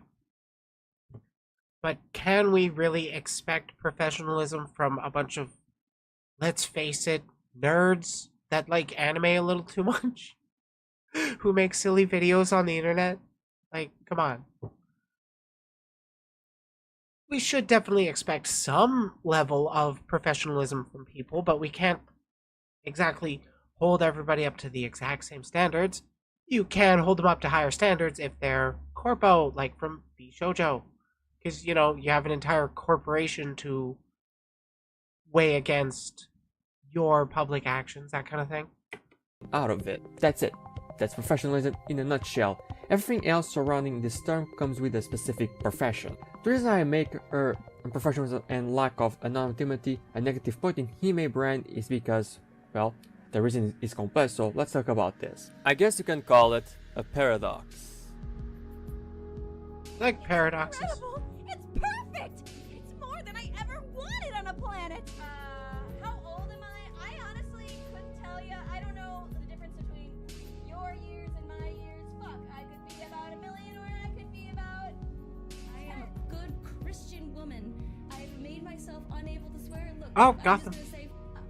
And now I can't. God gave me that. And I'm a good Christian woman. And now, no more populating, only being sweet and say so. What? That's Don't my give up the unsay so. Professionalism ain't my shtick either. If I want to make my character basically Mecha Hitler, I'm gonna go for it, regardless of press. I mean, you do you. I kind of get that vibe from you anyways. I mean, if I'm not wrong, you are a transmedicalist Dreamcast. So that's kind of interesting as it is.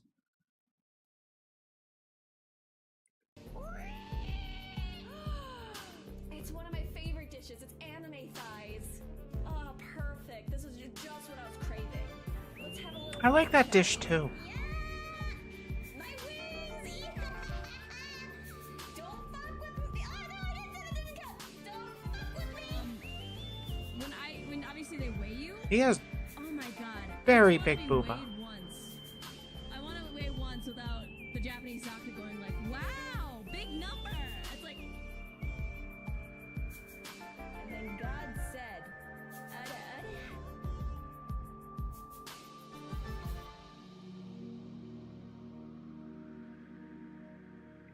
Okay, I might just be stupid blonde white woman, but like, what was the paradox there? Is it... Let me guess. Is it that she say so but unsay so? So, who is Hime Hajime? According to vSojo, Hime Hajime, a well-endowed alien dragon robot hybrid from some faraway planet. She decided to explore the universe but was drawn to Earth due to its variety of entertainment. Currently living in an old Japanese apartment but enjoys her time with video games and Hokoko. Maybe this is why she's upset. Often a bit crude but has a soft planet all around her. Choose the name Hime Hajime from an eroge as I think they call it on Earth. I just noticed that this description of Hime Hajime first starts in third person, now is in first person, being Hime Hajime the author. There's a bit of inconsistency on this. In the 3rd of January of 2020, Wait. Was that written by Time?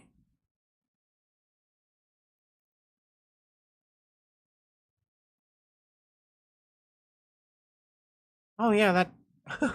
oh, that does shift perspective. That's kind of annoying. It gets a little more confusing to the reader when you jump between perspective, like first and third choose person. the name Hime Hajime from an eroge as I think But okay, she's a robot dragon alien that's on Earth because of the entertainment. that checks out. They call it on Earth. I just noticed that this description of Hime Hajime first starts in third person, now is in first person, being Hime Hajime the author. There's a bit of inconsistency on this. In the 3rd of January of 2021, Hime debuted. We learned about her character Netsa, and she got banned from Twitch because of her tit size. But to be fair, the weight of those candy milkers must be a crime on her back, so I do understand Twitch.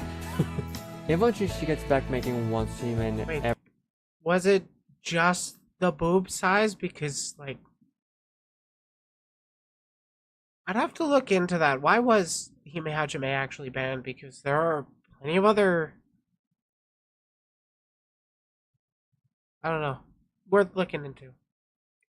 ever since she has been, well, let's just say it's been almost 2 years since she debuted, and right now you can count 14 VODs in her VOD channel, but that channel and her others are outdated. I say this because she did streams after those VODs, and there are clips on YouTube made by clippers, which is weird for a quote-unquote professional VTuber. Yeah, it's a Silverware reference. What? What interview? What? Oh yeah, I mean, I fucking love these captions. They are great. Oh, wait. What interview? I mean, VSocial gives talent freedom and resources to help their talents make content, but in Hime's case, there is none for her, so any recent clips out there that exist is made by clippers. I'm not sure if any recent clips were put in VSocial highlights, but that isn't Hime. So she debuted like a while ago, but only has 14 VODs on her main channel. If I'm getting that right? Also, if it sounds like a meeting, it's because I'm eating nuggies. Channel. At this point you know what I'm talking about, but if you don't know, she doesn't stream constantly, not even once a month. Every week is like opening a mystery box, we never know what to expect. It's frustrating to people who wants to equally love all members of VSocial when one of them doesn't seem to work as hard as the others. And there's I mean, that it is a nuanced topic given that these creators are big enough that they can do this 100% full time. They don't have to work day jobs. Like for me, I only stream like once, maybe twice a week if you guys are lucky. That but I also work full time in a very draining industry, so like I have valid excuse. But like if you do want to create content full time, you kind of gotta create that content. Is it just streams? Is it edited offline content that gets created? Is it music? I don't know. I actually don't really know much about Hime. But like if she's been, what was it? I don't even remember. How long has she been debuted? How long since she debuted? I'm dropping plum sauce. Yeah, I'm 516 in. Well, let's just say it's been almost 2 years since she debuted, and right now you can count 14 VODs in her. Okay, yeah, that's... I do wonder what's keeping her from streaming so much. Seem to work as hard as the others. And there's no proof of behind the scenes work either, so it leaves me thinking, why does VSocial allow this to happen? I hope that talent freedom isn't the answer, because that would make the argument that CDogVA said once in Hololive you don't need talent. Right, so something like Hololive is a good example of this, because it's almost instant success. You don't have to be a good streamer, you will get success, right? Because you're part of Hololive, right? You'll get money, you'll get a lot more money than most people will see in their lifetime monthly, right? That's true. Hololive is extremely big, and they can just turn anyone into famous. We agree on that. Is that fair to say? I think we should change the subject. Okay. All right, fine. You get okay. Okay, point being is that people, once you get the job, it doesn't matter what you said on the application. But in this case it would be worse because she doesn't do any content, clips, nor TikToks. And she still has access to resources and time of VSojo manager, as well the approval of the community. The same community weirdly just memes about it, which I found it strange that no one seems to notice or care about the fact that VTuber is getting popular without making actual content. I see people complaining about the fame of creators all the time, about if they just... Well, I mean, there is it seems like there's a kind of cult following that builds up, that she is likable for when she does stream. She just doesn't stream as much as people want her to. I can't entirely fault her for that, but like, I would definitely want, I definitely want to turn my streams into more than just, hey, I'm live, watch me. I got my videos, my reactions that I put out.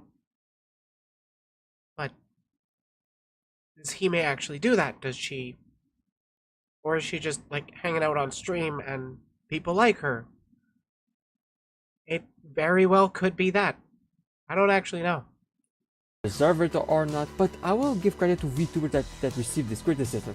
They do at least weekly content, or at least once or twice a month. One more thing about Hime lacking content is the final point about content, but is an important one. Hime not uploading is wasting a spotlight that could have gone to a creator with a bit more dedication. Even though I have my opinions on people that seem to think that joining an agency is the only way to have stability, but regardless, VSojo is still... I would like to also interject there that an agency is not the only way to get that stability. Like, even if you're represented by an agency, you're not necessarily going to have that stability, because, like, you can... Actually, no, Callie... Like, Mori Calliope is pretty, controversial. And she still has that steady work. But, like, you don't necessarily need a...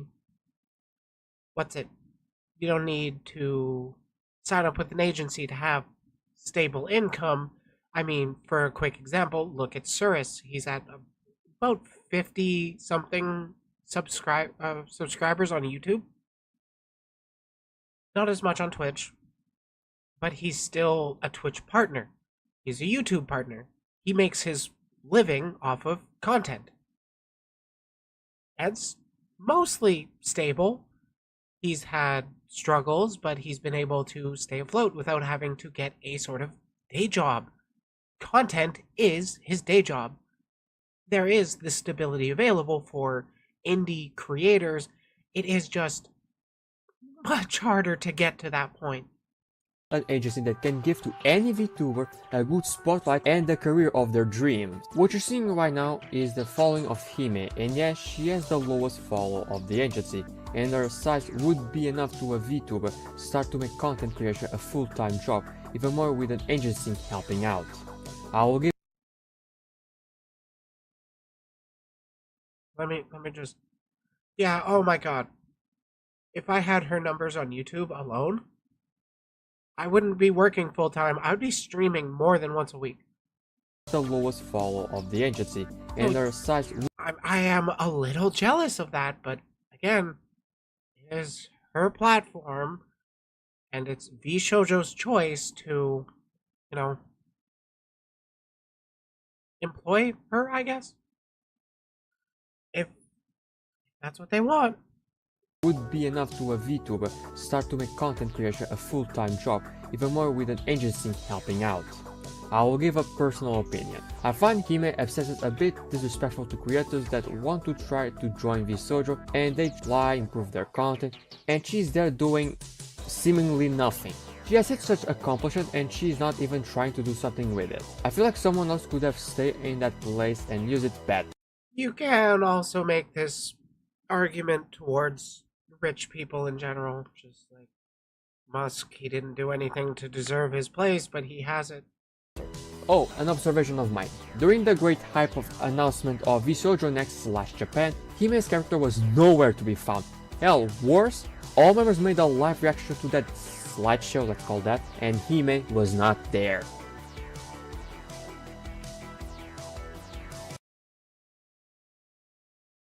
It was not planned or as part of the canon. That doesn't excuse her not doing content. I mean, yeah, that looks pretty bad for Hime.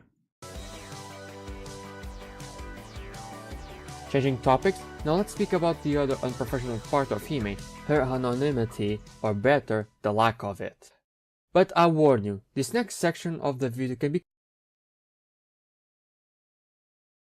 Is there an inherent issue with not engaging in super anonymity as a VTuber? I personally don't think so. I actually think the opposite is preferred, where you do break the immersion, so to speak.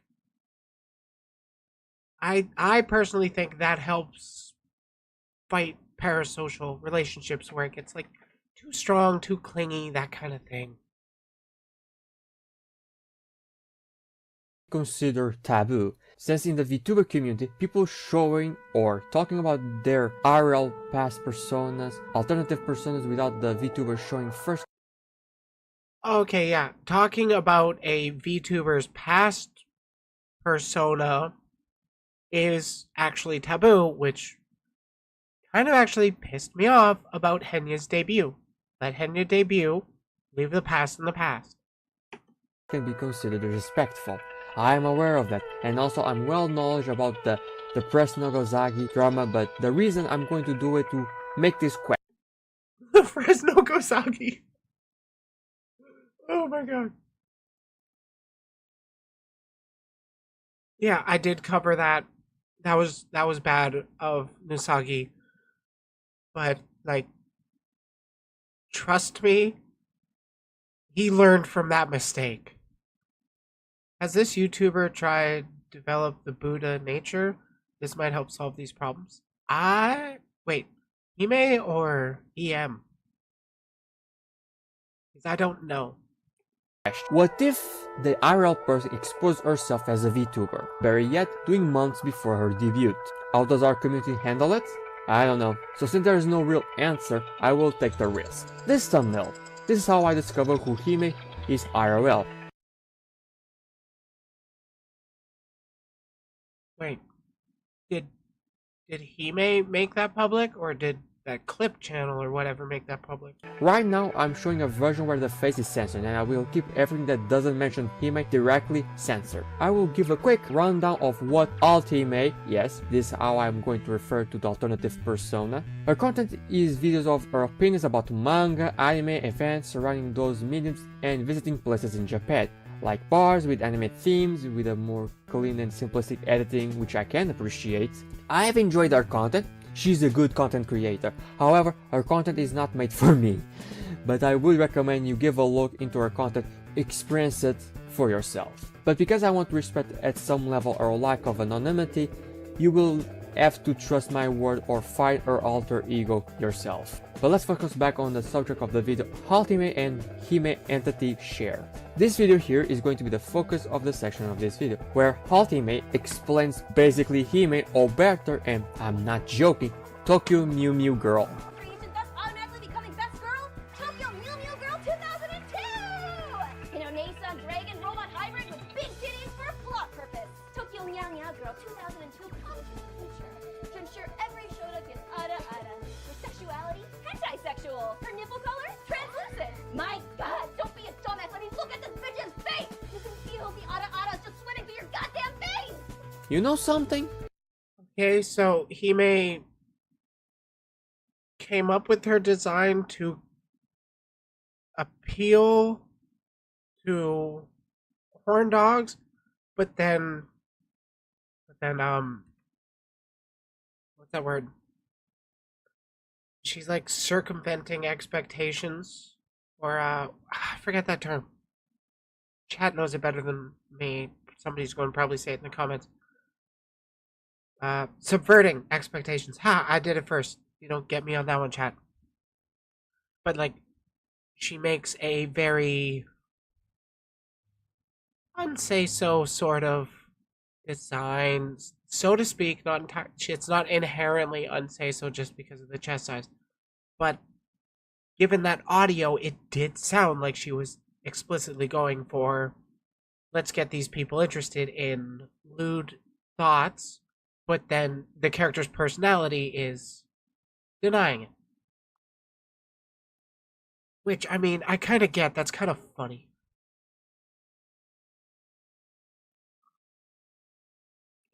Knowing how the content of Hime is going, I would keep the old name honestly. That reminds me of the magical cat girl genre, which is no longer relevant, like the consistency of Hime's content. This video is basically the massive self-dox of Hime, but also shows a bit of naivety from Hime. If you didn't know, most VTuber agencies back on the day would not accept people that said publicly they were joining to their agency. So she basically, with this video, hurt her chances, and also most agencies have already planned what models to use. What they need is the quote-unquote actor to play the VTuber. That is true for like Hololive and Nijisanji, but that is not actually true for vShoujo. With vShoujo, the talent owns their personas, so like this is what Hime wanted.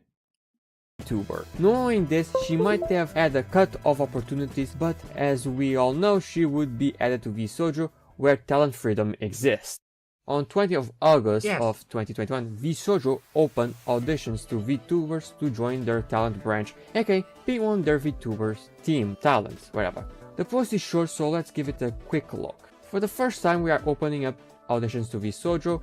We are looking for people with experience already in streaming regardless of size. And you're welcome to apply if you're already a debuted VTuber too. aka they don't care about your size, they care about your experience in streaming. I'm not sure about content creation in general, but this was made in the time where people thought the only way to be a VTuber is with streaming. Oh wait, no, people still think like that. Next we have... Yep, people still think like that.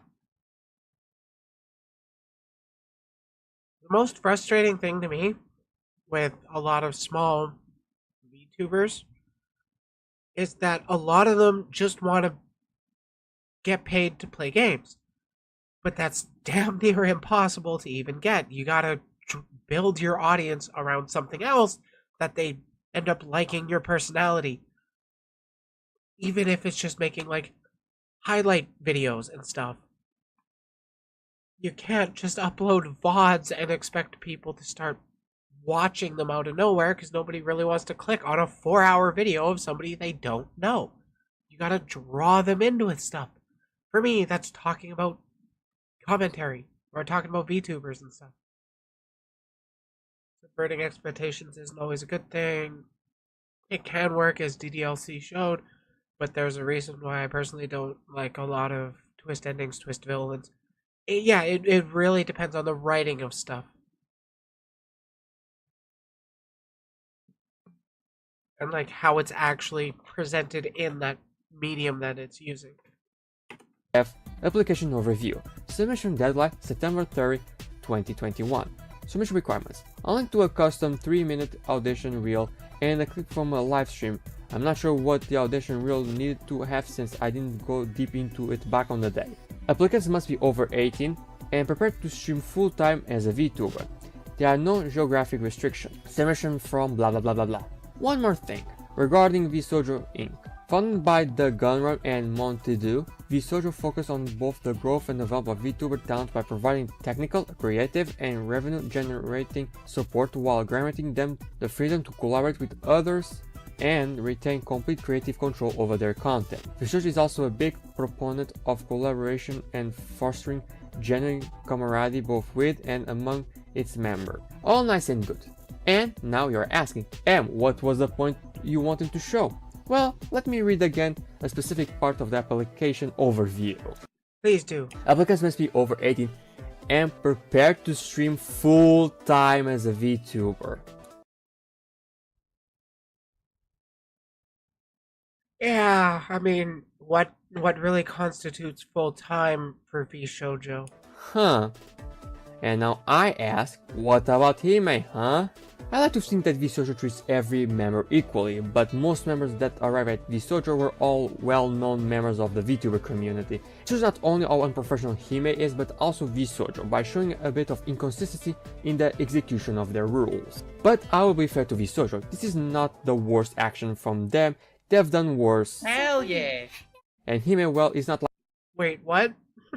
What did VShojo do? What did they do? I'm gonna DM M. Oh, I gotta know. like she's bullying Hindi VTuber, she just not appear at the I did DM him. I'm back.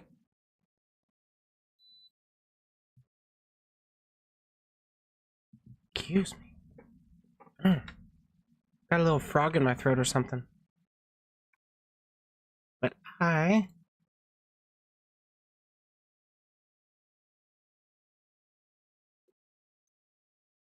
ready to get back to it. Thank y'all for sticking around. I'm going to get to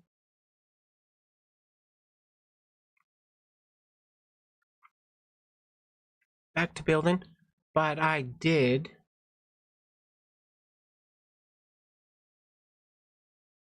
actually end up DMing M regarding that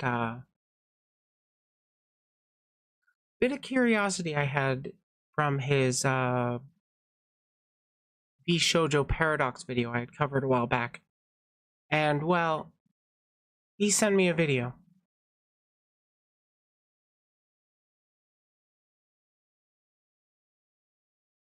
The video is called The Nux Taku and vShojo Mystery. So I'm gonna keep building. We're gonna find out what the fuck happened with vShojo and Nux Taku. Not interested in really digging up old drama, more of let's find out what happened. We don't need to go after anybody. I hope. VTubing is a relatively new form of content creation, which has grown exponentially in the last few years. These animated rigs serve as the faces for a wide— Send me the video? Oh, EM, the person that made the vShojo Paradox video that I had covered. And like I was asking him, so what was the worst thing that, in your opinion, that vShojo did? And well, he sent me this video that explained it.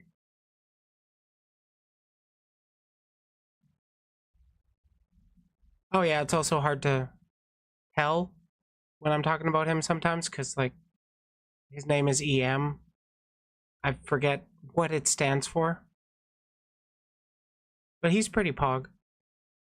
Wide range of creators, both big and small, raking in millions of views each month, and aggregately making tens of millions in ad revenue.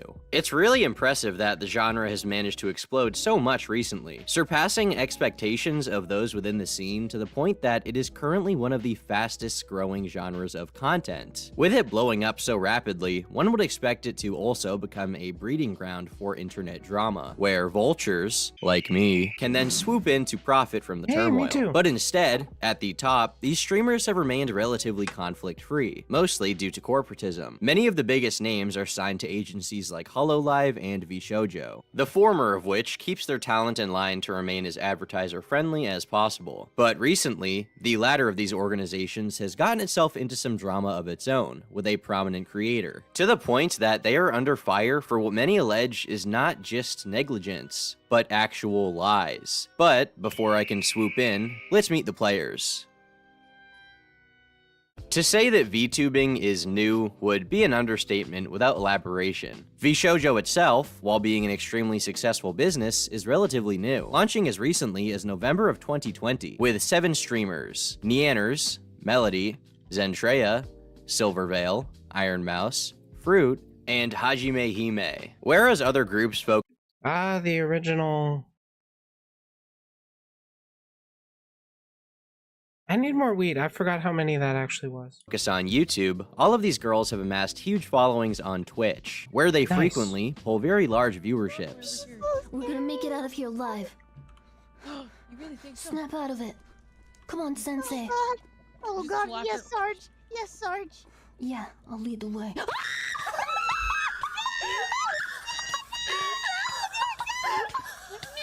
Okay. But I'm gonna be real. I just don't get Minecraft. Like I played it a while back, but I don't get Minecraft content. It's like it's kind of just maybe it's just the stuff I've seen. It's like all screaming. Thomas the turkey? Yeah, Turkey Tom.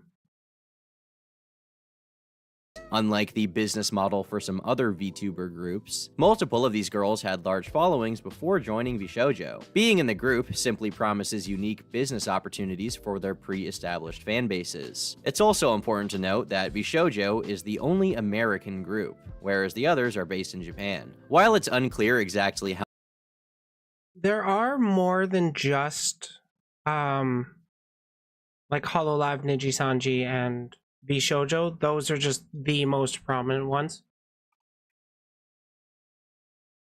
We need more. Honestly, I think we do need more agencies like VShojo. But like, you know, more interested in helping smaller creators with great talent actually achieve their potential. Can you make another one of those with the other? How many employees they have, it's safe to assume that it isn't exactly housed in a massive office building. The service itself was co-founded by people from the content creation scene, who have a history in building online businesses. While these personalities do get a little zany from time to time in general, many of those in the audience see VTubers as comfort characters. They are hardly on the edge of their seat waiting for some conflict or controversy to occur. And then there's Nux. There is the thing to be said about how parasocial relationships are exacerbated with VTubers because, you know, we use the anime persona that has that separation of fantasy and reality kind of grade. If you see an anime girl talking to you on the internet, there's no way it's a real person, right? Oh, and hentai. Wait! Nux Taku is a YouTuber and streamer. And I find him pretty funny. He's got more than 2 million subscribers, and his videos and content really revolve around reacting and interacting with other e-celebs. His videos on YouTube are frequently age-restricted and demonetized due to the suggestive nature of a lot of his content. I must invade the most private matters of another's area of life. No, I don't want to dox them or anything. Don't get the wrong idea. I want to expose their browser history. Yes, and you thought I couldn't get any more evil. He's not. For me, it's like Rule 34 stuff. Not the biggest problem if that got leaked. I really don't care. Not the most ad-friendly guy in the world, but that's also what has made him so successful as of recent. In a time when many creators are moving towards a more sanitized and clean area, Nux is not afraid to push the line in terms of what is and what is not allowed on social media platforms. It's important to note that Nux himself had an indirect relationship with VShojo prior to the drama. He was actually friendly with half of their main talents before its launch, being publicly associated with creators like Project Melody. But he wasn't popular with everyone. Neanners is a VTuber with hundreds of thousands of followers across all platforms. So Nux was friendly with Melody? Cool, cool. He's friendly with a handful of them. That's pretty pog. What the fuck does... Oh! That's where that goes. That looks cool. I do wonder what his problem with Neanners was. Known for her various song covers and streams. She actually has a lot of ties to 4chan culture going back a decade, but I mean, I was in 4chan too, but like, I got out. But since then has become a lot more tame in regards to her public image, especially with the all of that aside, she's known as somewhat of a cliquey individual in fan culture going back a decade. But since then has become a lot more tame in regards to her public image, especially with the all of that aside, she's known as somewhat of a I didn't know she did a song about Lolly. That's where that drama comes from. Okay. cliquey individual, taking great value in social groups and interpersonal relationships. A big part of VTubing is making connections for content and maintaining them, as many creators build off of each other's brands for content. But, in late 2021, many of these personal relationships would be strained as a result of a community-wide drama, which jeopardized the careers and personal safety of many talents in the industry. Was it because Nuxtaku made a post about how Lolicon is pedophilia? And that's what sparked this, because Neanners is a defender? Or enjoyer, or something?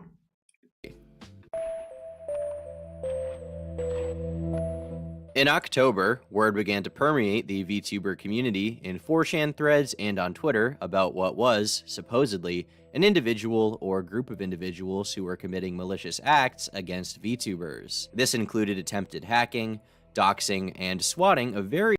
Yeah, it's soy jackers. There, or at least there is a group of such individuals that use a soy jack Wikipedia page, essentially, which has like doxes on not just VTubers, but a lot of minority people, people of color, trans people, gay people, that kind of stuff. They tag, harass, dox, swat, that all whole 9 yards, and they try to get the reaction out of you live on stream so that they can clip it. They call it gems. Various members of the community. Naturally, once word began to spread, many became concerned, but for the moment, it was mostly a behind-the-scenes situation among those involved. This story would officially break on the 20th, when Nuxtaku himself tweeted out, "Someone is trying to dox VTubers by masquerading as VShoujo.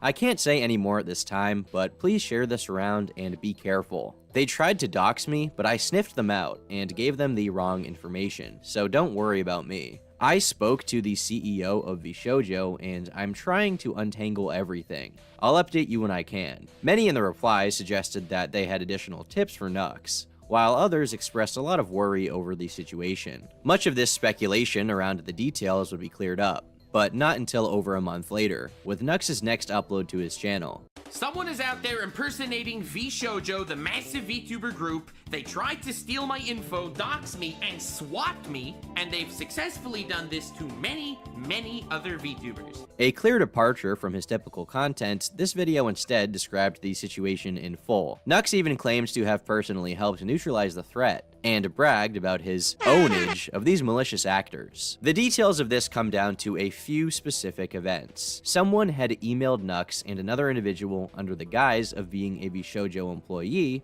with the promise that they would be accepting him into the agency. They provided a lot of information that made them seem credible. But just prior to Nux forfeiting some of his own personal information, like his phone number and address, he decided to message Gunrun, the CEO of VShoujo. At this point, he was told that the email was fake, and that another VTuber had been doxxed and swatted as a result of thinking that the email was credible. Through his own investigation and a bit of a bait and switch, So the CEO of VShoujo actually confirmed that that somebody had been doxxed and swatted? Fuck's sakes. Is it moving me to the forearm?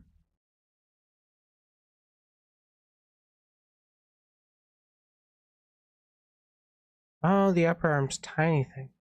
Nux managed to get this person's information. Nux also says here that the I first knew of Nux as a friend of Lost Cause, Weave YouTube Man, knew Nanners as the Pump song. Pump song? I'm out of the loop on that one. I know the Pump meme. What are we going to do on the bed on 8chan? I know about that. The video itself directly involved Gunrun, the CEO of eShoujo, as well as law enforcement. We found 2 of his YouTube channels, including this video where he is actually admitting to quote-unquote being the best swatter ever. Get a look at this.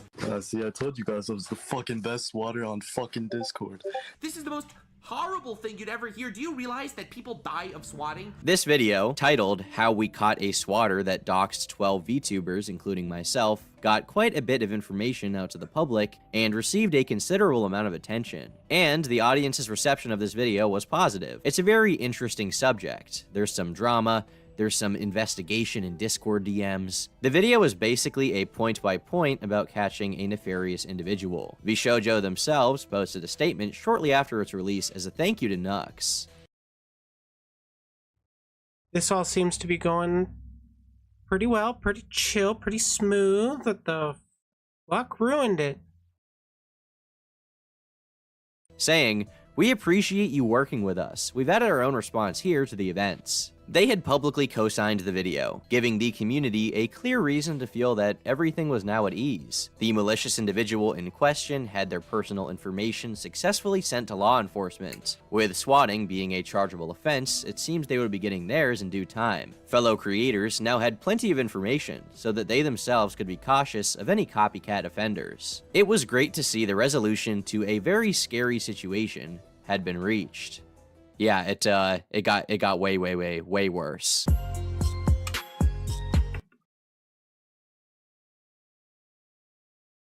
That's... oh boy. I covered a Nux Taku video about betrayal. He might have been talking about this, just, you know, more broadly, because it was a video that I believe came out after this one. While audience scores for the video were positive, fellow Actually, no, I know it came out after this whole what happened here in this video regarding, or whatever. I know he put out like a betrayal video like a couple months ago where he talks about it broadly, and I don't think he called anybody out specifically.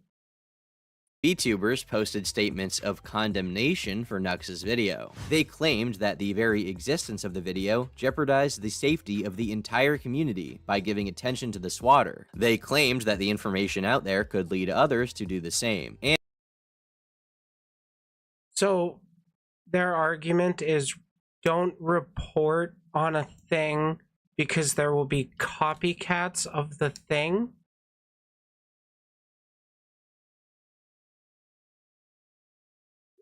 Really? I mean, yeah. Do people not realize that? And most importantly, they claimed that Nux was told not to post the video altogether, but had done it anyway. I'm so disappointed in you and hurt that you are doing this, when you know what was truly going on. We asked you to take it down. We told you we feared for our safety, and you didn't care. I am still beyond disappointed. The girls begged for days for it to be removed out of fear for their safety, and it truly boggles my mind how you could put your own video over your friends' feelings when they are directly involved. Wait. But what was that tweet about the thanking? I guess... Hey, Becca. Oh, yeah, we're going over this drama. Welcome back, Joestar.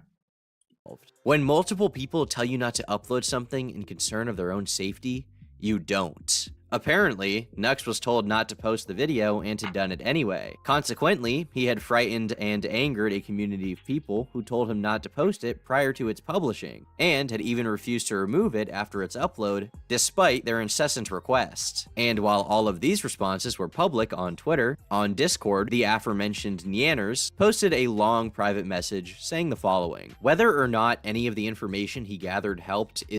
That doesn't look like a private message. That looks like a message to her Discord community, which is very much public. If I am not mistaken. Did I grab the right piece? Yes, I did. Thank God. is beside the point, as releasing a video like he did about a very sensitive and potentially dangerous situation that involves me and many of my friends only draws unneeded attention to it for some quick views, when, if a video were to be made about this at all, it should have been handled with a lot more care and consideration. But for someone like Nux, who has consistently used my friends for clickbait views, and has done things like try and bait my friend into watching the Logan Paul Forrest video on stream, and secretly recorded a private call with another one of my friends without permission, and then proceeded to use said call to make a video, it's clear that our safety and feelings are not the priority. So, it seems as if vShojo isn't actually having a problem with this video. It sounds as if they are very happy about this. However, a couple of days ago, that changed. That changed when the co-founder of vShojo, Nyanners, who's been an internet personality going back a decade, I think, she released this Discord post specifically throwing Nux under the bus, saying that he was using them for clickbait, that it was all... Oh my god, this just seems so underhanded. Wow, this seems just like complete 180 on what was happening. Almost like they didn't have a problem with the video until they found a problem with Nux, and then they're just kind of jumping into this. I could definitely I'm most likely wrong because I don't know the full context, but hey, who knows? All for clout, and that he completely jeopardized their safety. This message was leaked soon after its posting, which is to be expected, and it made its rounds on Twitter and YouTube very quickly, as is often the case when a very large public figure or many large public figures work together to change a popular narrative or express the same opinion, it changes in their favor almost instantly. Soon, not just their fans, but many of Nux's own flipped on a dime, with him becoming enemy number one for the fans and those they followed. Let the witch hunt begin.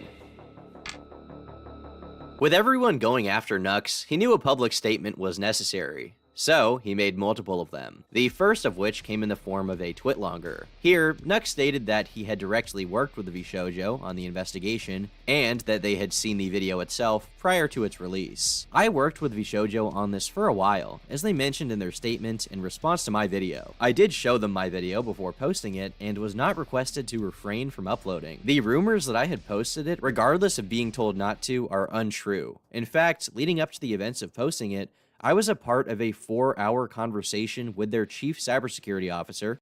Oh my god, of course this turns into a giant he said, she said. Like, if you told Nux to not post it, where's the screens of that? Because I assume you wouldn't delete your own message if you're trying to keep your story straight. Overseen by an executive of vShojo. Wait, which guy do you hate now?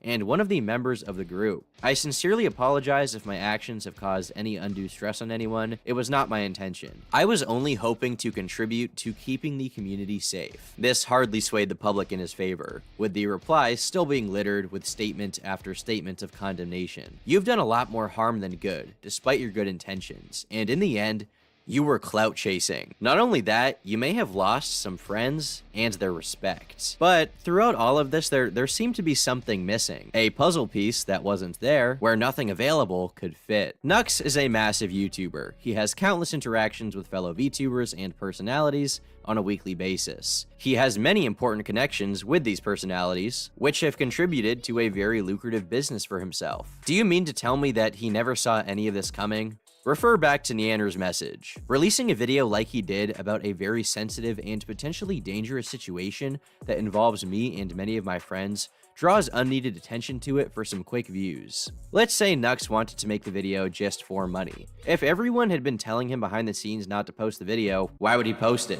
Wouldn't he value those personal relationships more than a few short-term dollars? And couldn't the people saying that he shouldn't have posted it share the DMs? Like, you don't need to share every single fucking DM, but share a DM proving you're saying what you're saying. Because otherwise, it's a baseless assertion. We know from his... And where is this all coming from for Nux?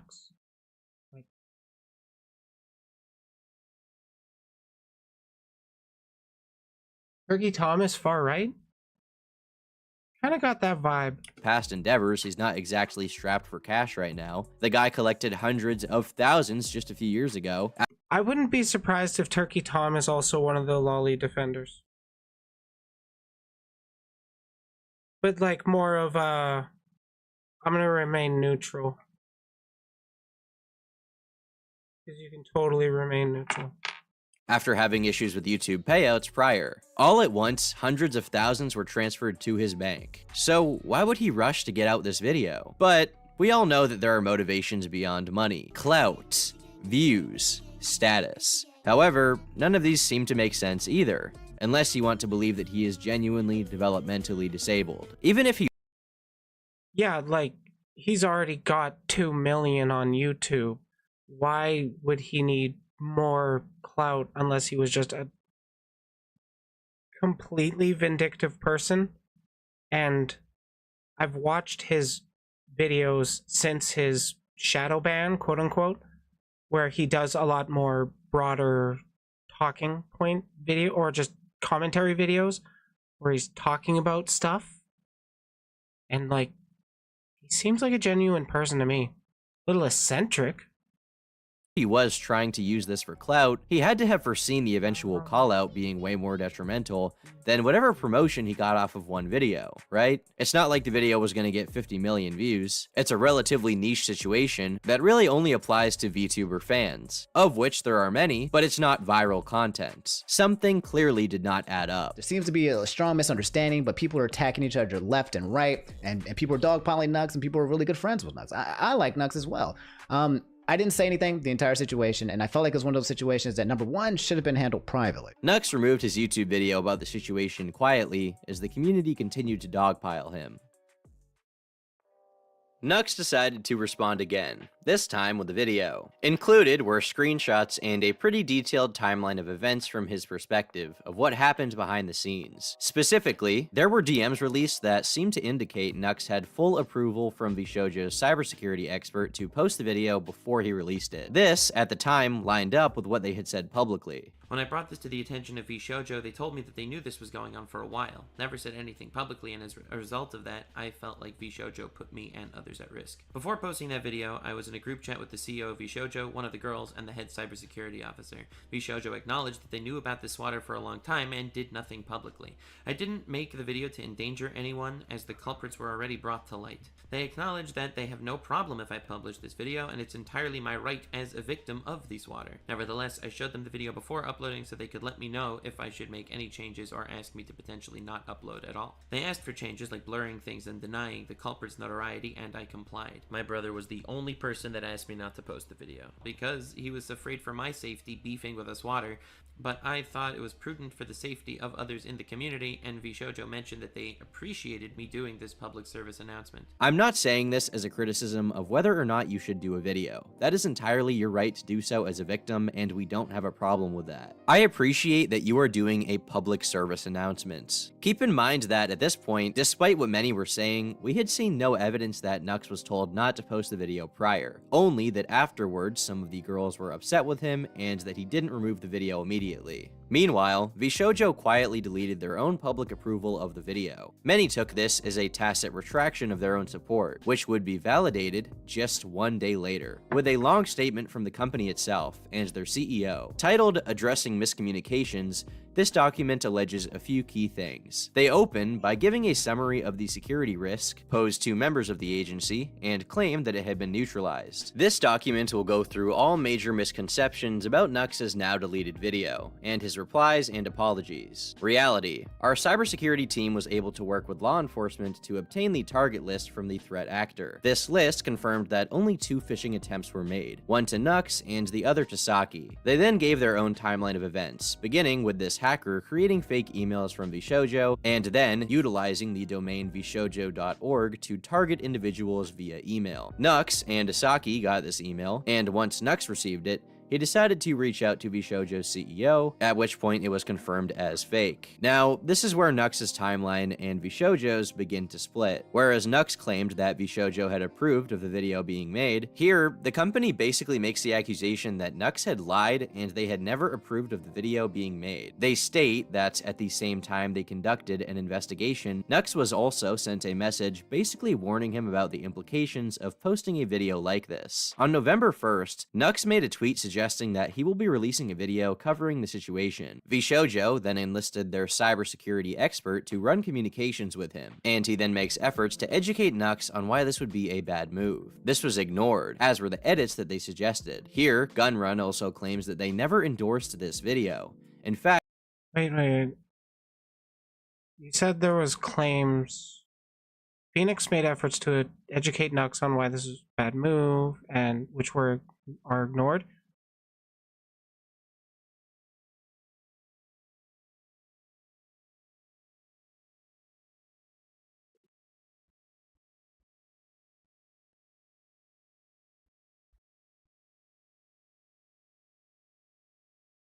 Well, that is pretty warning. Appreciate that you're doing public service announcement, and then isn't the problem at all. The comment is narrowly specifically about praising that one fan that reached out. I'm 99% certain that is a fellow member of the harassment gang and not a fan. And then there was also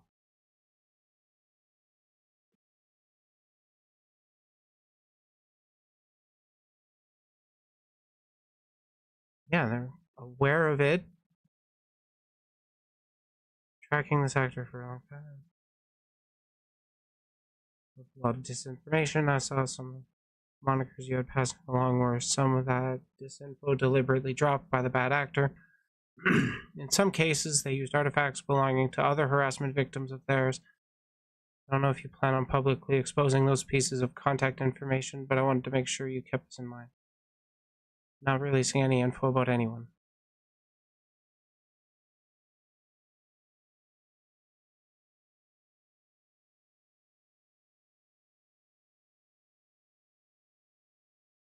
Yeah, I'm not really seeing that claim about Phoenix. Timeline and vshoujo's begin to split. Whereas Nux claimed that vshoujo had approved of the video being made, here, the company basically makes the accusation that Nux had lied and they had never approved of the video being made. They state that at the same time they conducted an investigation, Nux was also sent a message So, like, they were aware of the video being made, but didn't actively tell him to not do that? Because I'm not seeing... their information yours anymore. Thanks for your help, though. Sure you were that this individual impersonating vshoujo is driven by attention and are afraid your tweets or any potential content make shining a larger light on this would further encourage them to target you, vtubers, including vshoujo members and others. In particular important, as the person has not been arrested yet and we're trying to assist police. We're afraid of interfering with police investigation. Just wanted to make sure that this was passed along. Let me know if you have any questions, though. My experience, a lot of investigations don't end up following through. I know a certain person that really should be behind bars, but nothing's been done because, well, cops don't care.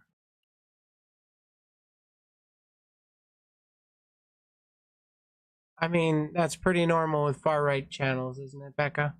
basically warning him about the implications of posting a video like this. On November 1st, Nux made a tweet suggesting that he will be releasing a video covering the situation. vshoujo then enlisted their cybersecurity expert to run communications with him, and he then makes efforts to educate Nux on why this would be a bad move. This was ignored, as were the edits that they suggested. Here, Gunrun also claims that they never endorsed this video. In fact, Nux was told not to make it and did it anyway. But that just doesn't make sense. In this document, Gunrun never claims that any of the DMs between Nux and vshoujo were faked. They were all real messages. And in those very DMs with their own cybersecurity employee, it clearly showed that they were okay with the video being made, giving them the most charitable views of their own messages. You could say that vshoujo was indifferent to the video being made, as long as necessary edits were also given to the video. And that's the most charitable you could possibly give them. It almost seemed like they wanted it to be made. They said that they appreciated the PSA, and as I said earlier, afterwards they posted a public endorsement saying that they liked the video and had more of their own details to add. Thank you for working with us, Nux. Does this sound like they didn't want the video to be made? vshoujo claims that this post was just Discord diplomacy. They say they wanted to give strong warnings, but in a nice way. Remember that Phoenix is treating Nux as we would any media professional, hence the polite tone. But if your way of asking someone to not do something is telling them you are fine with them doing it, saying that you appreciate them doing it,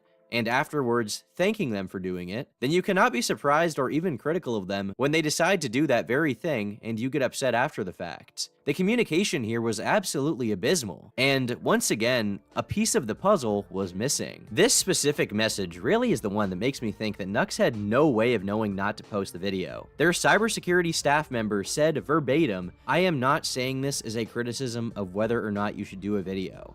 That is entirely within your right to do so as a victim, and we don't have a problem with that." Meanwhile, in the post, they say, vshoujo never at any point said that he had permission, nor were we asked. This is a direct contradiction and does not add up. There is no way that their later statement makes any sense with the existence of the prior. Frankly, the claim that everything on their part in the DMs was simply being nice is an insult to my intelligence, and it's extremely frustrating to anyone reading it. To anyone reading this DM, they must have seen it as at least indifference to him making the video, and they framed their statement to the public as a cosign as well. So the quick Yeah, this is why we say stuff like, if you don't actively oppose the things you don't like, you're complicit when they happen.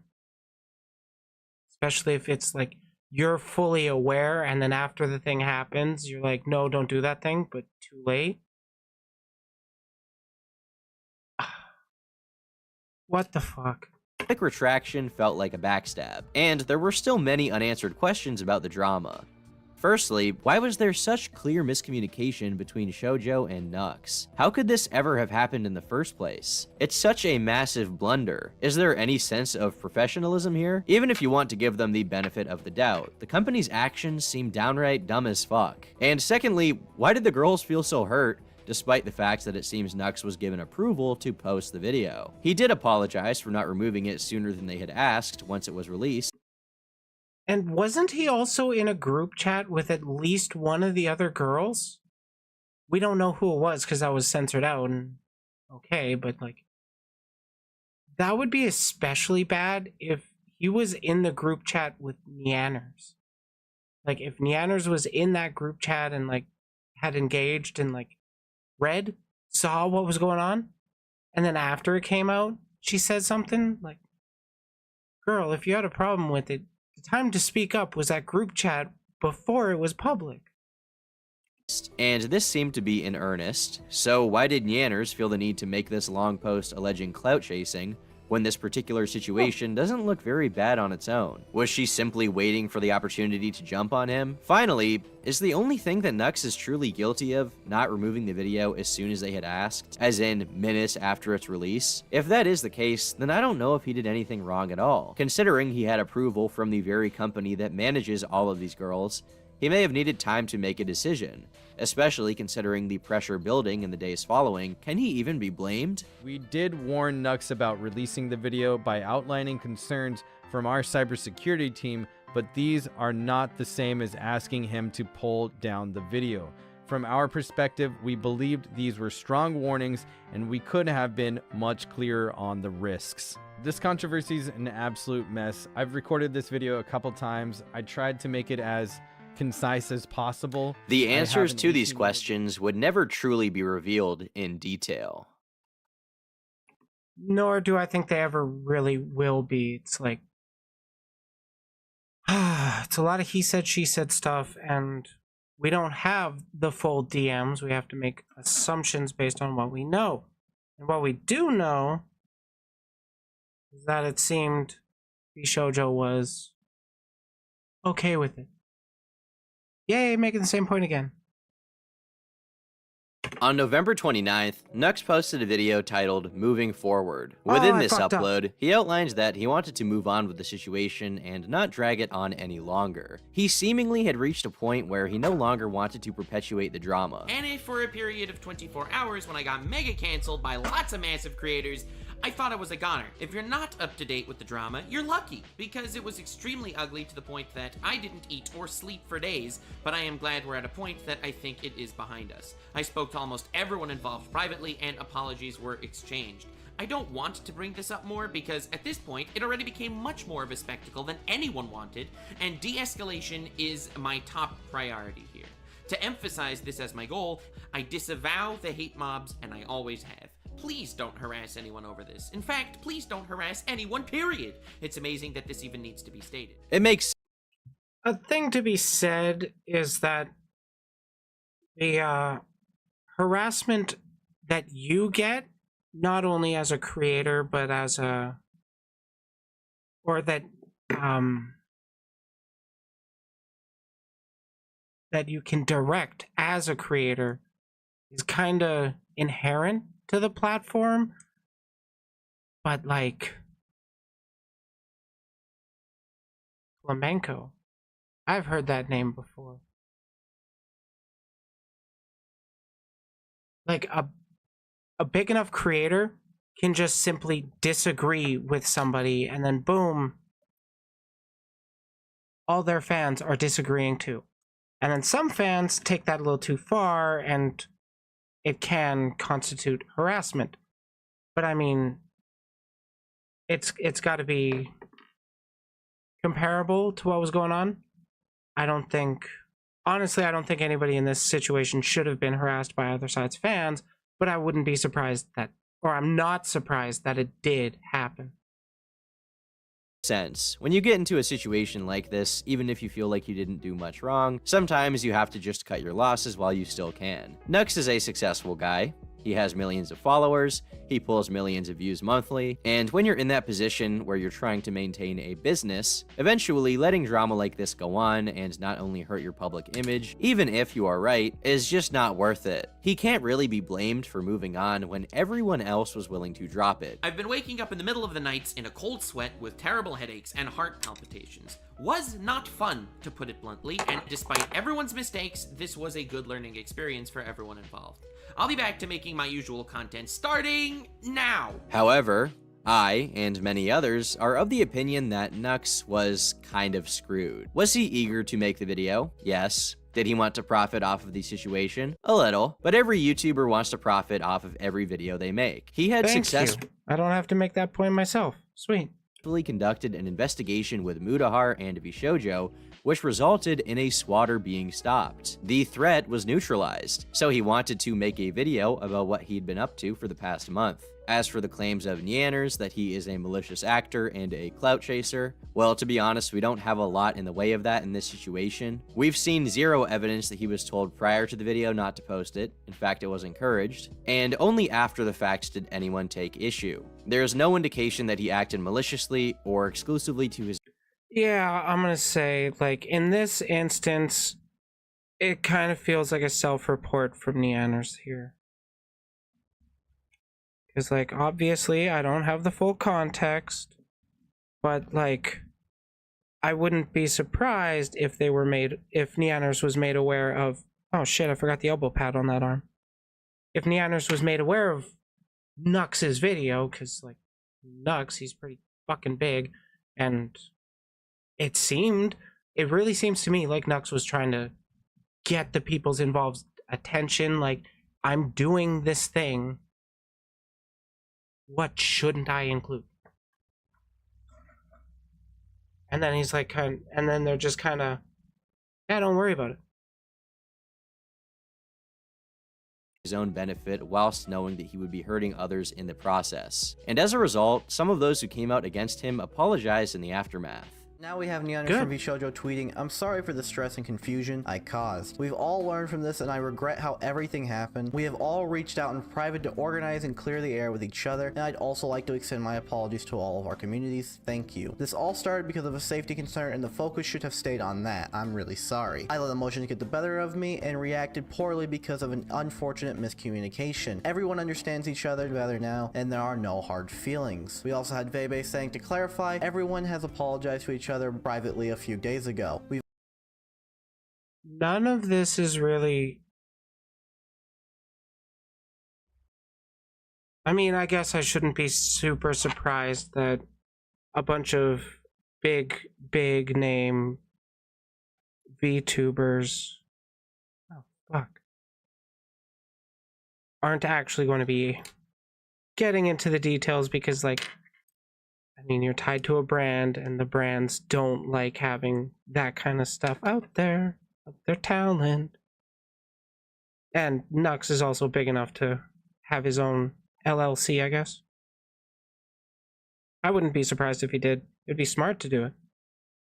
We've all learned a lot from this and will do better going forward. I would personally, since I fucked up publicly, feel the need to apologize to you for my part in this, and inciting people as well during this situation. As you stated, I do not condone hate mobs at all, and wish to move forward on peaceful terms. I am sorry. People are upset at the moment. I'd like to apologize for how this went down. Communities got involved, confused, and at each other's throats. I made a tweet that got people riled up. I wish no ill will upon Nux either. Apologies have been made behind the scenes, and I hope we can move forward from all of this and learn and reflect. Most importantly, I will reflect. To my community, I am sorry I put you in an awkward position. I never try to get involved in things like this, but they are my friends and I love them. Was it right to jump in? I felt and saw my friends being harassed by members of a community. So, yes, I had to. Could it have been handled better? I don't know. A lot of things have happened, and many things are unknown. But we are all here now. I want to move forward, which is what I'll be doing. The audience is quickly divided in two ways. One side, probably the larger demographic, is okay with moving on and is glad that the drama is over. Ah, the intelligent grown-up people. While others still have questions and really want to dig in. I'm not a fan of how this is ending. I don't mind moving on, but I don't approve of the basic apologies as a resolution. I believe there should be consequences to the actions of vShoujo and the girls. However, Nux will not be getting a... They're talking about consequences like there needs to be more harassment to the creators that they don't like. Jeez. I wonder who's really supporting harassment with that tweet. A formal apology, it seems, from some involved. Criticisms of vShoujo are as warranted as ever, and the questions people have about the situation remain unanswered, despite many in the community expressing concern with the effectiveness of the organization. Many on the cybersecurity side of things scrutinized their actions in the days following, and the company as a whole took a huge hit in terms of its reputation. This brings me to my conclusion about vShoujo, because unlike what I thought before, vShoujo actually put us in a lot more danger than they let on. vShoujo's statement that they got the target list of the doxer and that only 2 targeted people were doxed can go straight out the window. That no longer matters because several people are working together to dox VTubers. Yeah, it's not like 5 or so. It's a lot. It's more than that. Again, there is a Soyjack Wikipedia, essentially. A Soyjack wiki about the different victims of these people. And they celebrate it. We can't... What can we even do to really stop them? The police don't really do fuck all.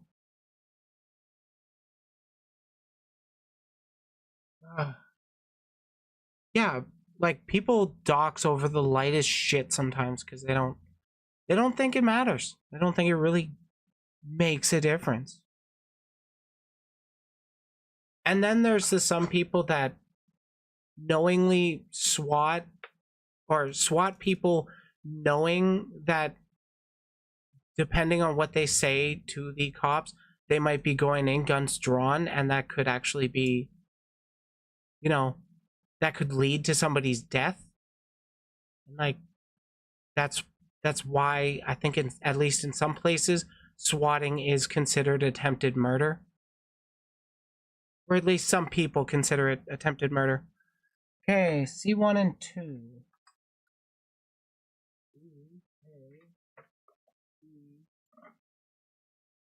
C.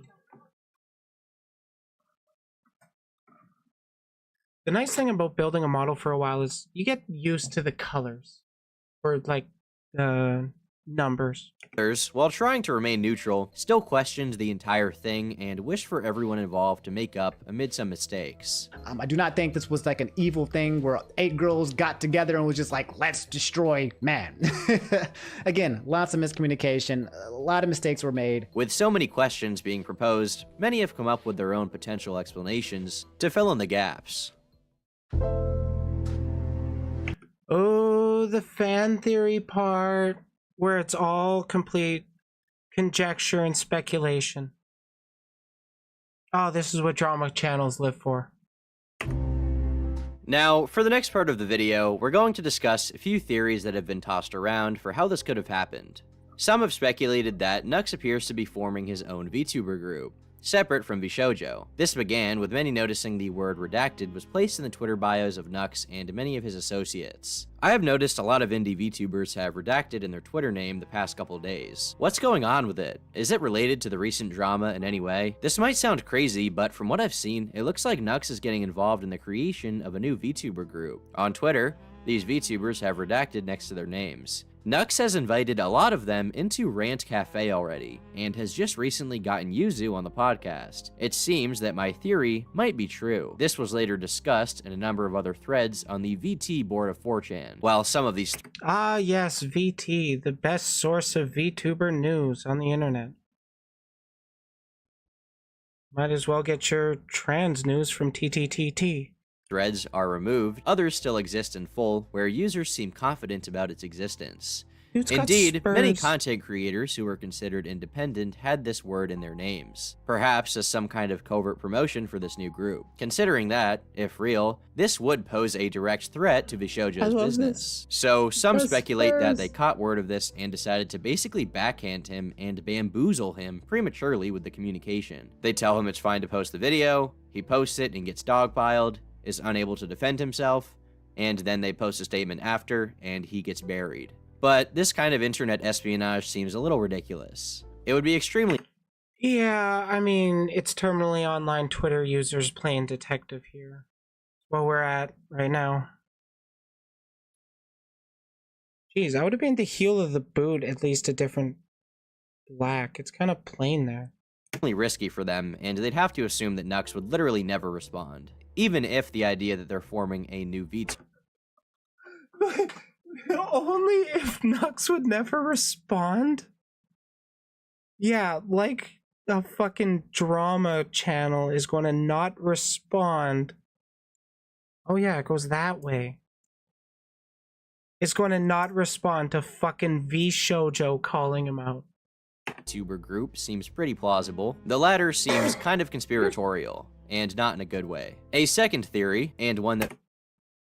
Yeah, this guy's definitely far right, because there's no good way to be conspiratorial. You can enjoy lightly getting into it, but if you go down the rabbit hole, you're going to start thinking everything was the fault by the Jews sooner or later. Just saying, there is such a thing as the alt-right pipeline. Feels like it could be a little more real, is that VShojo was trying to save face because of their own incompetence with the phishing incidents. In order to not look bad to the girls that they had signed to their agency, they published statements afterwards to make it look as though everything was handled, when in reality, behind the scenes, things were not treated with nearly as much severity as they should have. There was clearly some internal incompetence at play, we can say that much. But you said that according to the people that you corresponded with VShojo, they were aware of this happening in terms of like people faking domains to like asked themselves us as vShoujo since May. When I was doxxed, the doxer had linked to me vshoujo.net and vshoujo.org showcasing Nyanner's docs. And it was post dated like March. Okay. And Phoenix confirmed that he knew about it when he talked to me and got my info. And as a result, this theory also posits that they wanted to discredit Nux so that their own missteps would not look as bad. Part of me is starting to think that Nyanners is actually upset that this video is making vShoujo looking really, really bad. Let me just kind of break this down for you guys. A VTube group, vShoujo, knew that there was a malicious actor going around using their name, using internal documents from their company, and were using domains that resembled theirs and did nothing to forewarn other VTubers. I've looked this up. I can't see a single example of any of the people who applied to be a vShoujo VTuber getting any sort of email saying, hey, by the way, vShoujo staff will never ask you for your personal contact information, such as your phone number, your full legal name, and all this, in the initial statement of accepting your application. Please be wary when answering any emails asking for this sort of information. A very bare bones, very basic thing that any company that was aware of this should probably be engaging in. It sounds a lot less... Like, holy shit. This is really something that's like... I'm gonna go with gross negligence. Like, seriously, how can you know that there's somebody out there doing this scam and then just not doing anything about it, really? Like, you gotta do something at least. Were they going to like a cyber crimes division? Did I miss that part? It's like Nux was doing this for clout and putting the VTubers in danger, and it sounded a lot more like vShoujo like was just super irresponsible and negligent and didn't even release an email saying, hey, don't give private information unless it is from our direct official domain. Here's an idea. Let's see if this one activates your almonds. From this message from Nyanners, we can see her saying that vShoujo did not want Nux to post the video. She could be lying, you could say that, but let's just go with the idea that she is telling the truth. She genuinely believes that vShoujo did not want Nux to post the video. This obviously contradicts the communications between Phoenix, the cybersecurity rep from vShoujo, and Nux. So here's an option. vShoujo thought that the video was a good idea, or at least wouldn't be harmful, hence why Nux was never told not to post it. But then, the video came out, and Nyanners and many of her friends had their little blow-up moment where they freaked the fuck out. And so vShoujo, coming to the realization that they were extremely mad, thought to themselves, oh no, it can't seem like we didn't handle this issue properly. They can't know that we were okay with the video being made, and we're fully aware of this cybersecurity risk for months. Let's tell them that we told Nux it wasn't okay to post the video, and then the entire situation would spiral from there. But in the end, that's just a game theory, and all evidence is circumstantial. You can't completely confirm one way or the other for now. The actual intentions and specific point-by-point actions of vShoujo are unknown. For now, God damn it. Like, yeah, all that speculation was pretty fucking dumb. But, I mean, that's what most drama speculation is. C6. 7. Oh, I'm doing the thighs now. all parties involved appear to have moved on from the situation. Discussion around this publicly has ceased, and anyone involved really wants it to quiet down. Clearly. While that's fair enough, ultimately this still leaves many details up to speculation and guesswork. Audiences are really left in the dark despite the clear inconsistencies. Hence the title of this video. I've been Turkey Tom. Thanks for watching, and until next time, leave me alone. Well, that.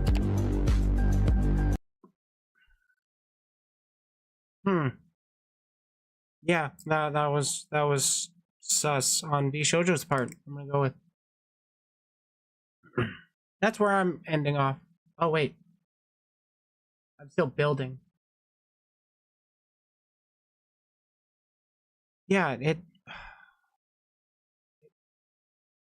I don't really know what else I have to say to that. It's just,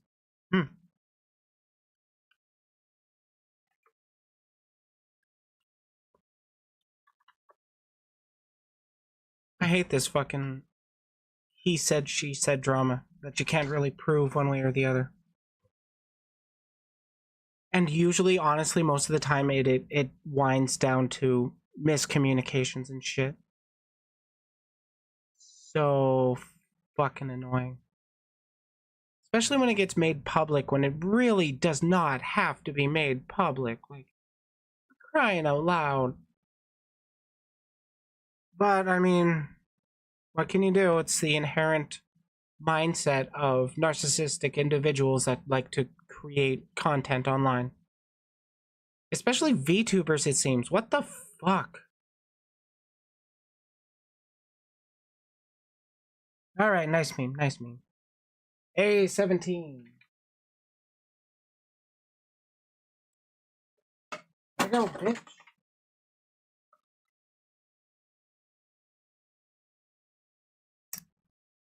Maybe 17 B110. B1 was silver.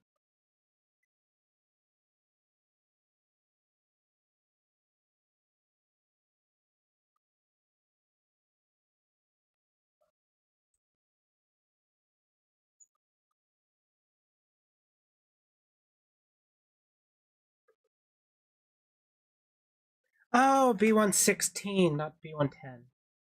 Like, why can't I find it? That's what I need. Okay, and then A10.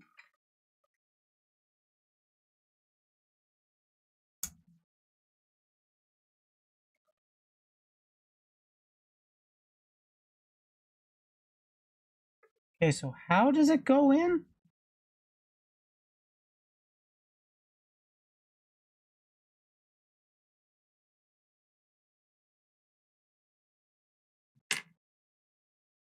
Oh.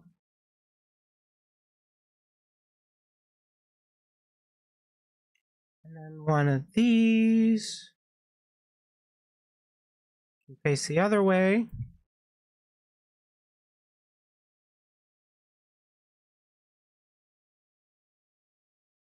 God, I love these models. They're just snap build. Missing a piece? No, well, kinda. I was looking for the wrong number. Next up, F1. Is that gold? That's gold. No, that's brown. Belts on his thigh. 1 and 3.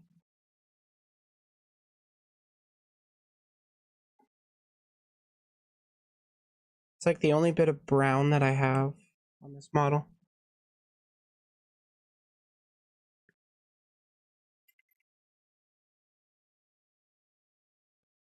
It's 2 belts on 1 thigh. Giggity. Who doesn't love a little thigh? Let's be real.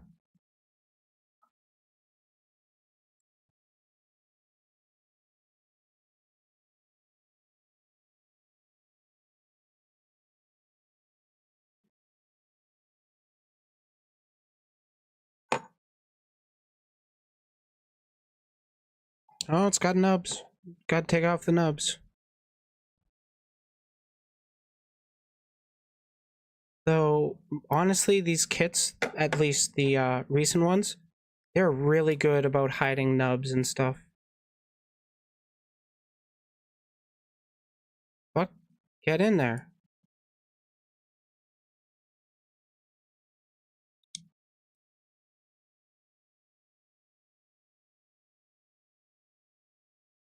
Following the instructions. Why you gotta be difficult?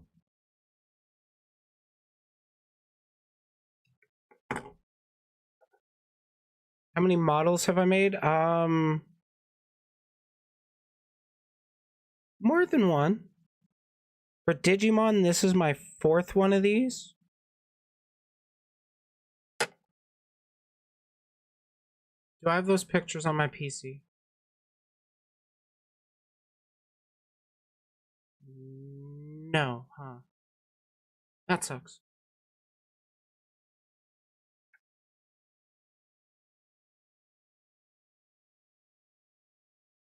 Why won't you fit?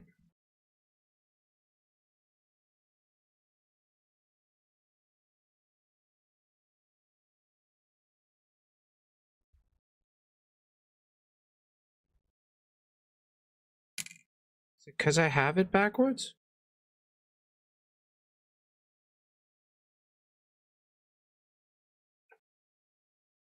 That's for the top one. Okay. Okay. Yeah. First belt done.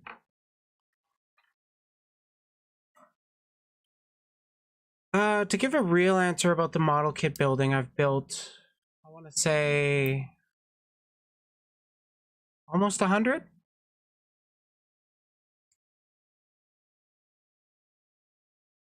Over 50 for sure. Wide runner's done. I don't need it anymore.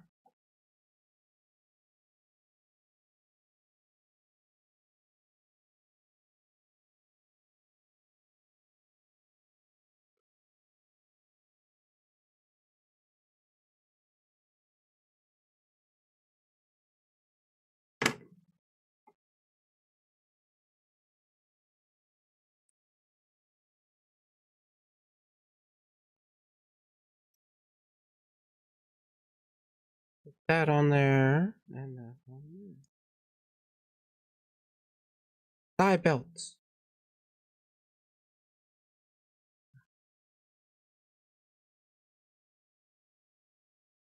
Camera's terrible, but I mean, I'll take higher quality pictures and definitely tweet them and stuff. There's the thigh. B1 17 and 22.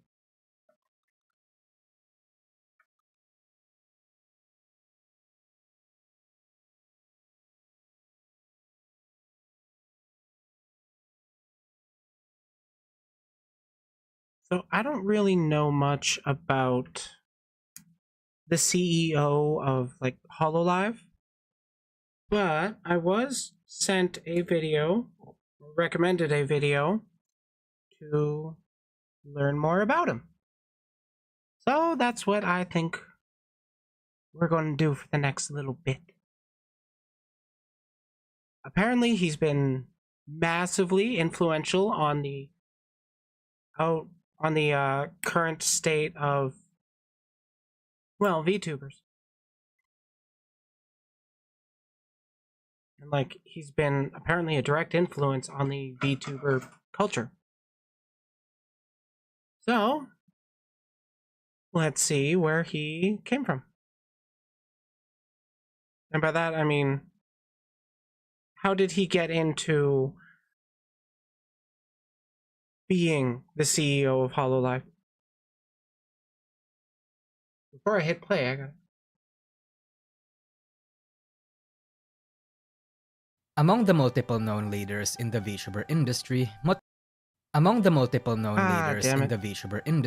Motowaki Tanego is without a doubt the most well-known and most beloved figure.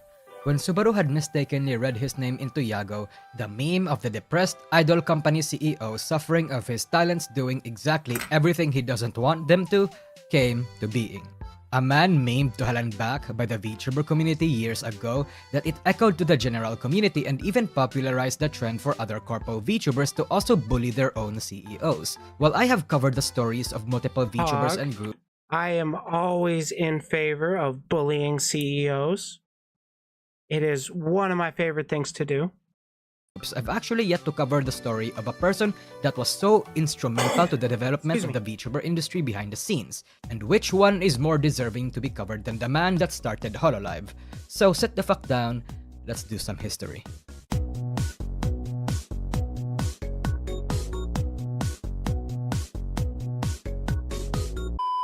But before we continue, do you know what makes you a stranger to drama and haters? Language learning apps. I kind of like the pushback, just saying. More specifically, Babbel, the sponsor of this video. If you're a person that wants to learn other languages, you absolutely need something to help you with that, especially if you're looking to go to other countries. Language textbooks are notorious to be too informal and technical, but Babbel makes it so that you can learn languages that are actually practical in IRL situations. It can especially help me to avoid using other countries' no-no words so that I don't get cancelled and that no unruly events can take place while I am around. Words like anjing lugovblok even. Oh wait, did I just say an Indonesian no-no word? No, I did not. You don't speak Indonesian, so how would you know?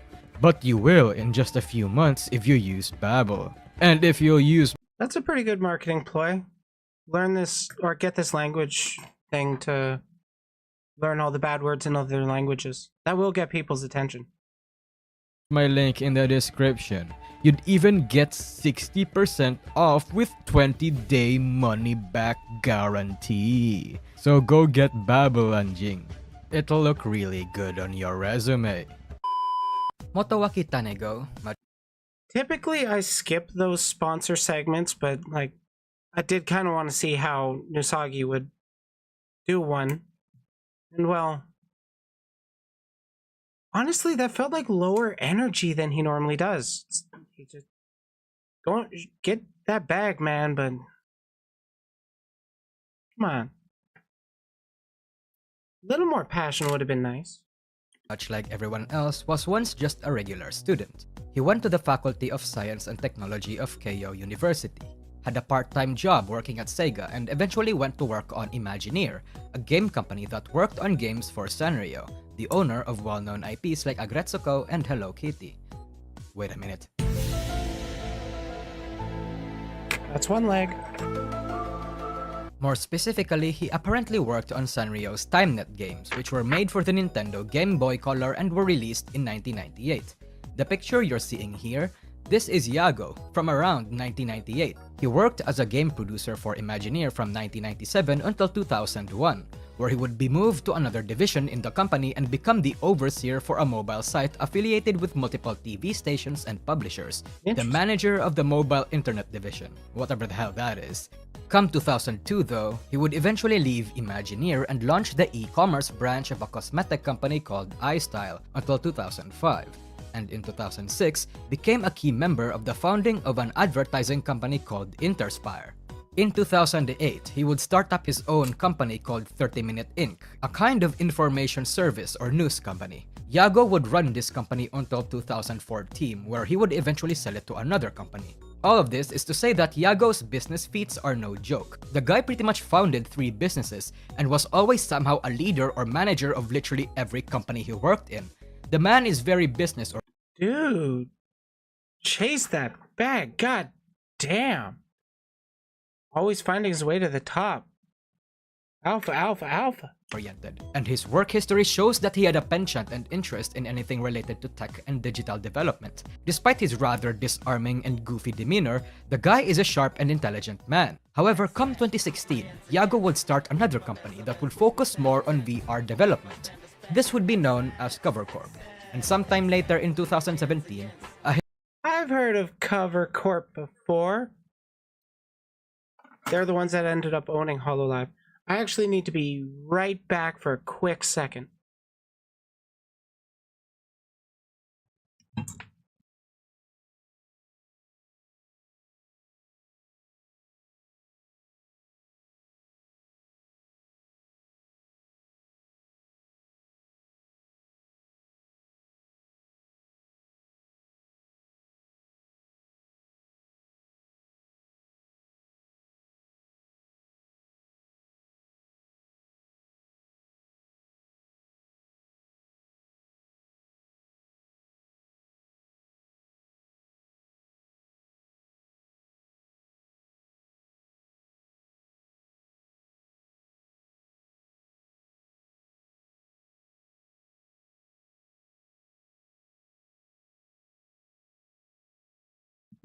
Oh, good lord, it's so warm.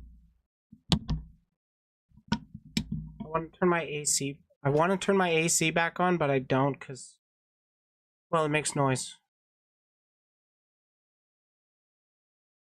A historical day for Cover Corp would come as they would eventually release their first product, a game changer for the company itself. And that product was none other than this shitty ping pong game. Nice. I like ping pong.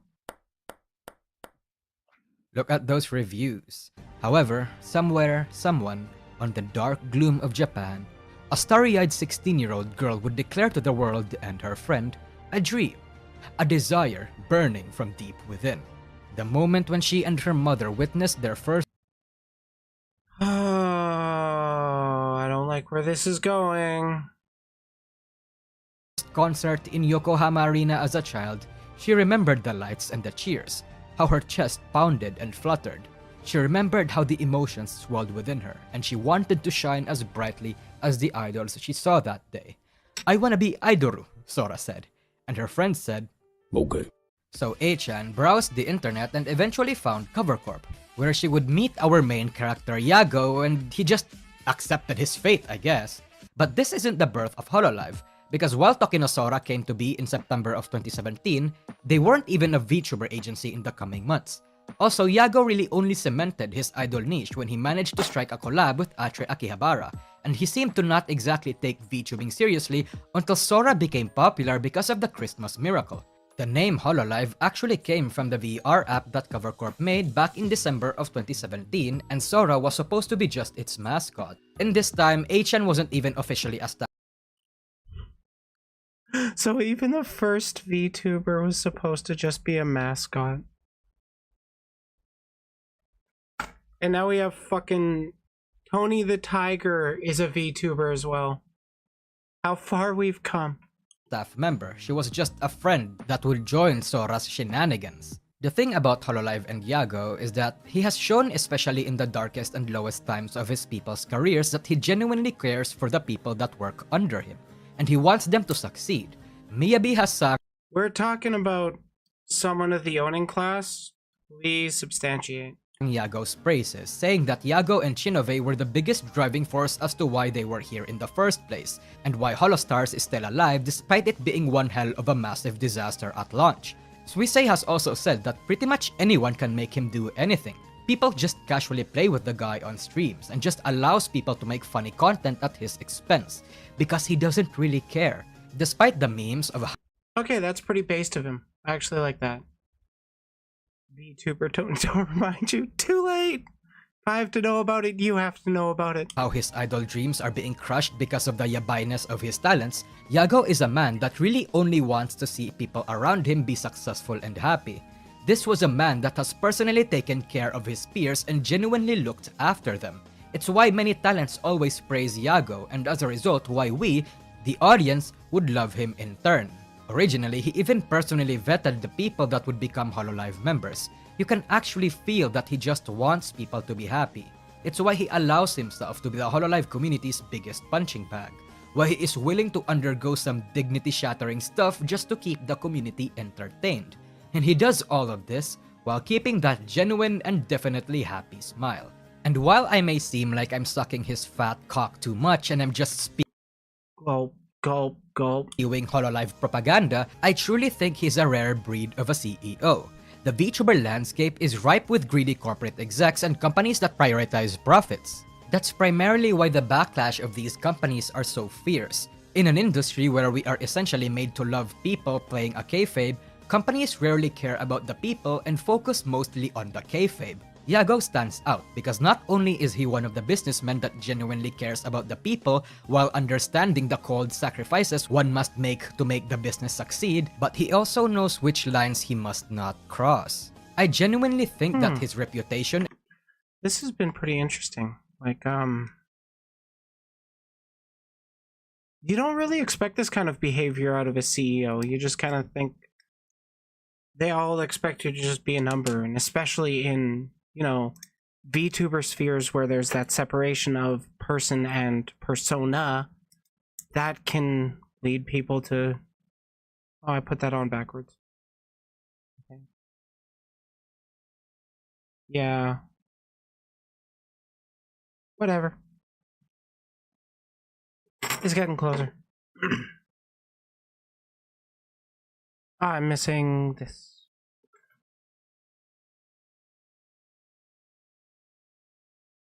But yeah, there's CEOs that's like fucking. I'm gonna go with Elon Musk again. He was praising those Chinese factory workers that were sleeping at their job site, like, so they never actually went home, and that's like good work ethic. No, let people enjoy their fucking lives. And it seems like Yagoo wants that. And the respect his name commands in the VTuber community is very much deserved. Of course, there are other leaders in the industry that's similar to him, but Yago is his own tier of uniqueness.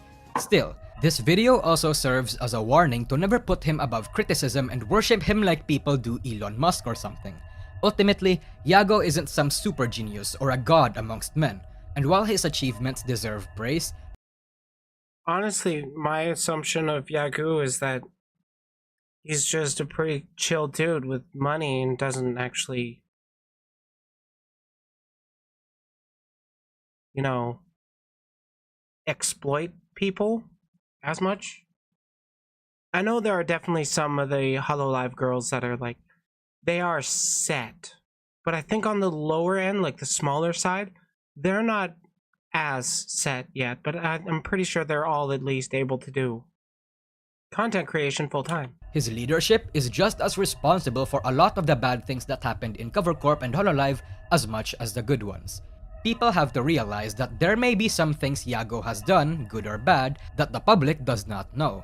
And while we can genuinely say that he seems like a good person, what we cannot say is that he's a perfect CEO or some kind of business Jesus.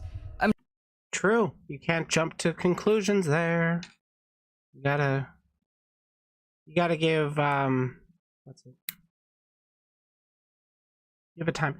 Dude actually has a fly. That's nice. He's got a zipper. I'm just saying, man, have a healthy dose of cynicism, because while I enjoy Yago appearing on the shit ton of things that he's in, it's fair to believe that most stuff there are for PR reasons more so than anything. Which isn't necessarily bad, mind you. I just think it's scary to be just as parasocial to the CEO of the company hosting your favorite digital waifus as you are to the waifus themselves. Because Yep, Nisagi makes a great point there.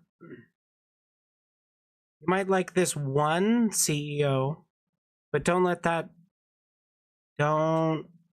distract you. That CEOs as a class, as a class of people, bad. Overall, the effects of their existence, I will say, is pretty harmful to the majority of people. Because at a certain point, you're going to be sweeping a lot of despicable things under the rug. Yago is not perfect, as he has occasionally made some mistakes. But this was a man that was doing his best despite all of that. Everyone makes mistakes, but not everyone can and would try to fix or rectify them. There is a stereotype. Yeah, honestly, most people will just fucking try to sweep their mistakes under the rug. Try to pretend like they never happen.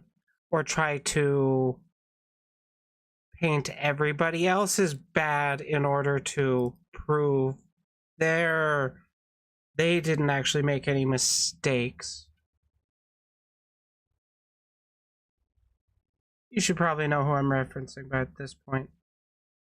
Type in Japan and even in the West that Japanese companies and executives are cold, out of touch, and straight up soulless. That Japanese businessmen are afraid of change and adopting new technology, of new social norms. That they businessmen are afraid of change? No way! Still stubbornly adhere to old world values, but Yago, as we've seen so far, is not like that. He's a man that puts himself out there more so than any other CEO we've seen in the community. And even beyond, he seems humble, exudes charisma by— Yeah, I mean, how many CEOs can you really say do this same kind of stuff that Yagu is doing? Like being the open punching bag for the company. I mean, mad respect to Yagu for that. Just that alone. By doing literally anything. It's quite an abnormal thing to see, honestly, since we normally have the picture that CEOs in general are soulless, serious people that stay in their offices all the time and do whatever pretentious bullshit CEOs do. Which is also true, and they're also demons. Don't forget that part. Demons trying to steal your money. All of this and more are the reasons why everyone loves Yago, why he's looked at as a role model not just as a meme in the VTuber community or a businessman in the corporate world, but also as a human being in a position of power. That is why hundreds of thousands, nay, millions, will say that Yago is best girl. True. Yagu is best girl. Honestly, I kind of think we should start like condescendingly talking about other CEOs. Like, why can't they be more like Yagu? Somebody that actually cares for their workers. Ah, fucking fit. Giggity. There we go.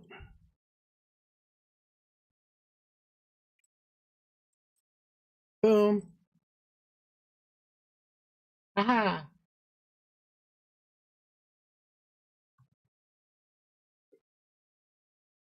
But yeah, I've got a problem with CEOs. If you haven't figured that one out yet.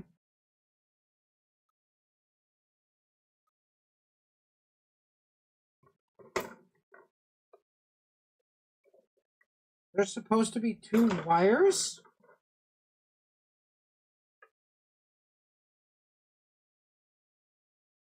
Where's the thin wire? What?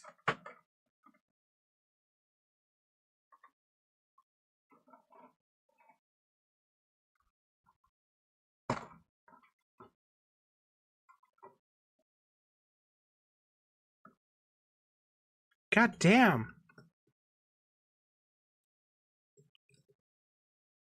Sorry, Beals. Ah, okay.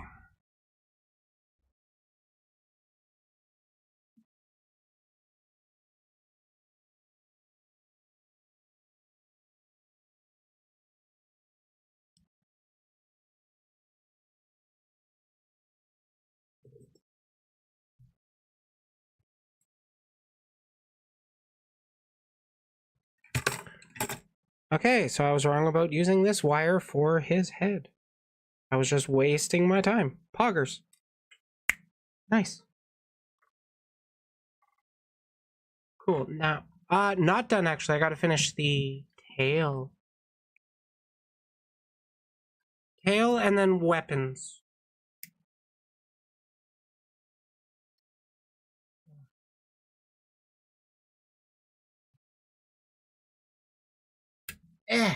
Almost.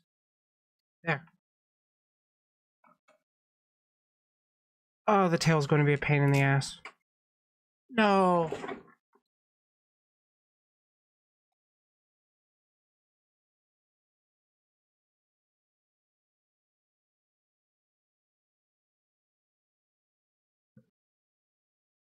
I found it. It didn't disappear.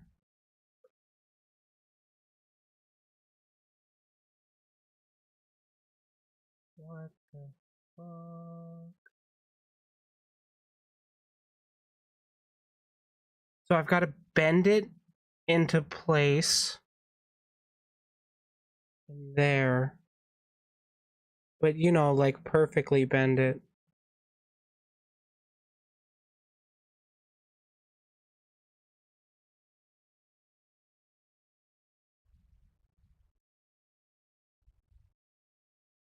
Oh my god.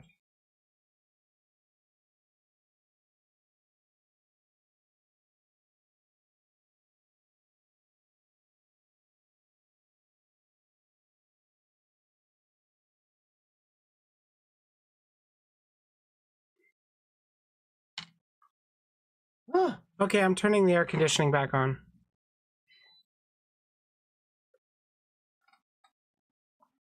I need it.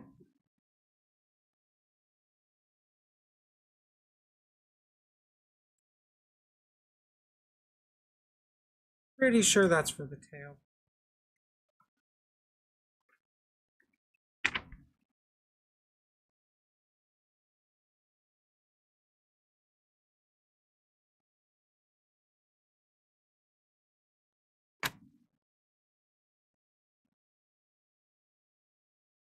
Well, I only usually turn it off to the 13.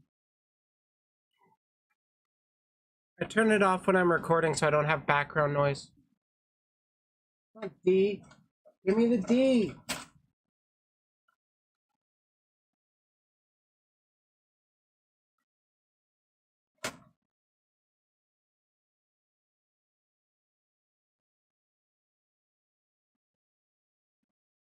Where's the other D? I got it. Okay. Okay.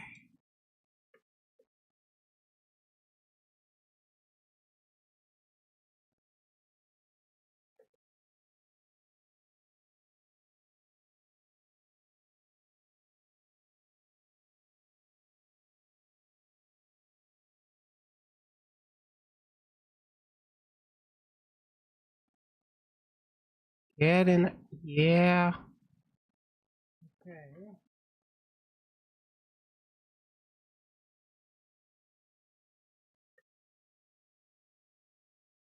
Oh my god, it does go in different order. Goes 13, 17, 16. Fucking cunts. They could make it all in order. They literally could have done that. No, other way.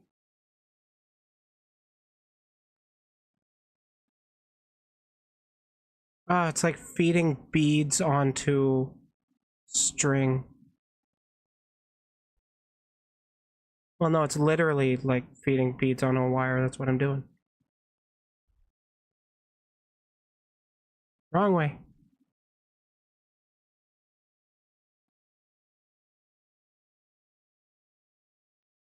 Ah, and the lighting in here sucks.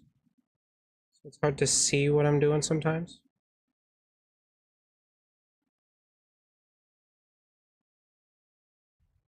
But we got half the tail.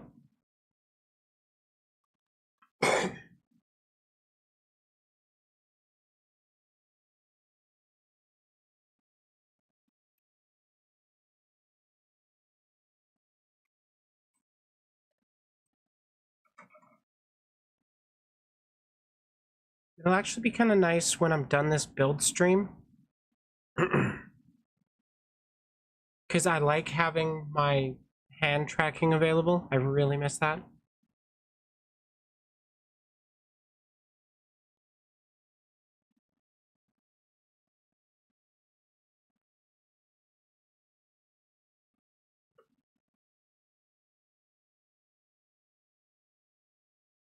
Come on. Yeah.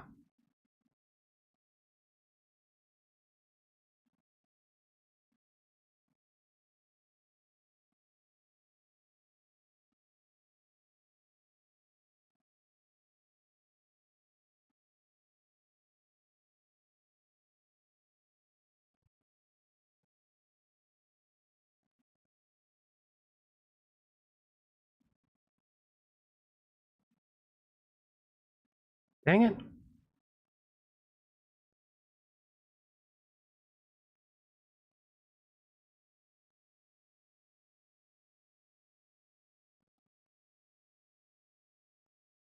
It's extra long, ain't it? Fuck.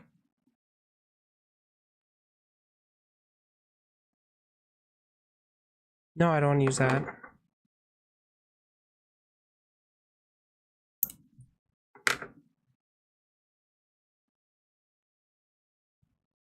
There's a posable tail.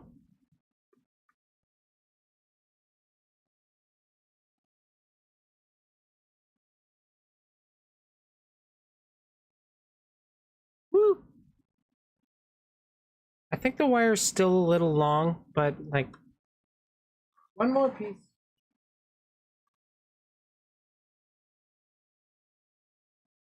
And then it's just the guns.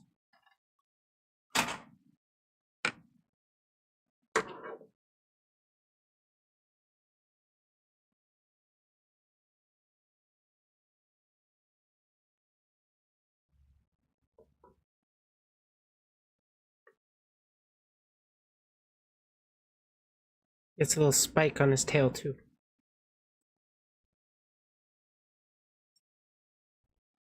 Booty.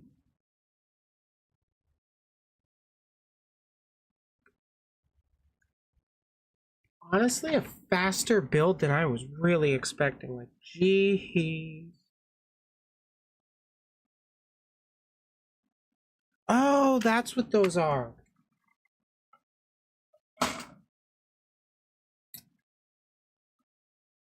I was like, what are these?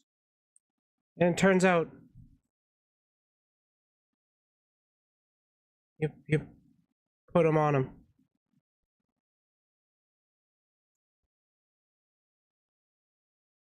Yeah, it was that leg. Because they are his holsters.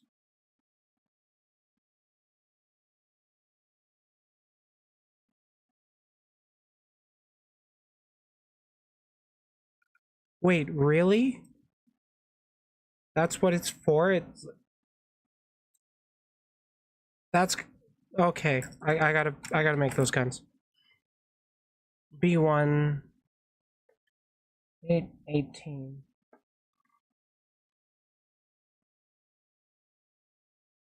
Yes, I am almost done. On the final page.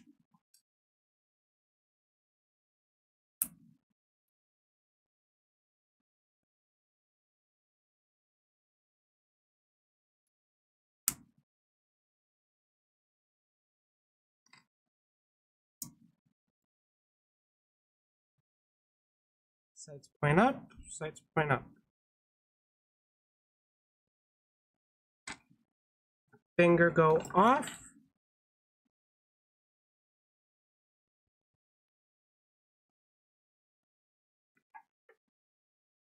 Or hand fingers go off. Fingers go on.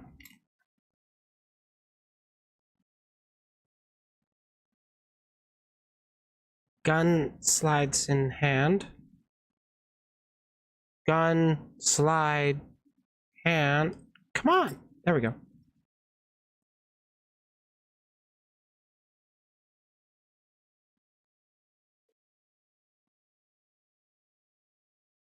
He's got a gun. Now I just got to make one more.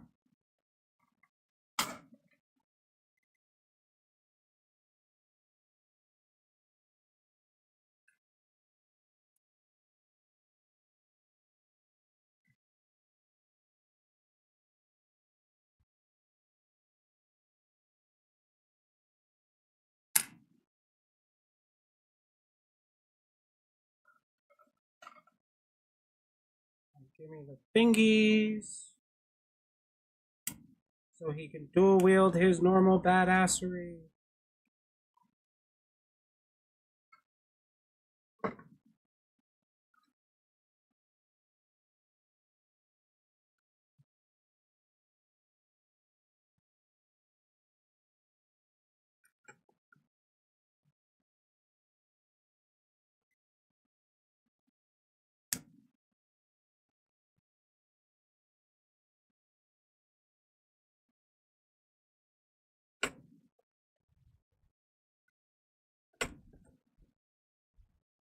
Both his weapons.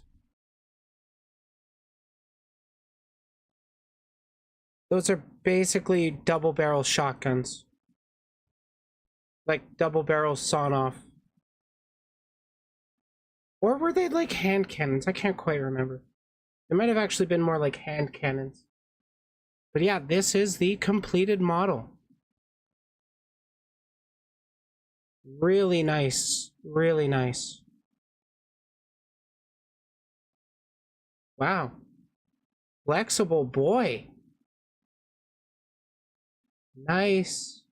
Nice knee articulation. Nice leg articulation. Elbows go up to like there. You get like 180 on the elbows and legs. The neck could be better. Like, I will say that.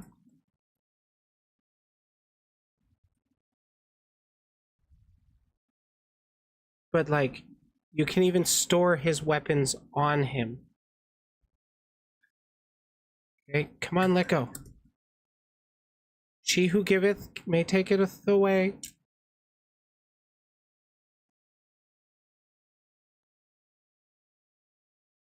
Bitch.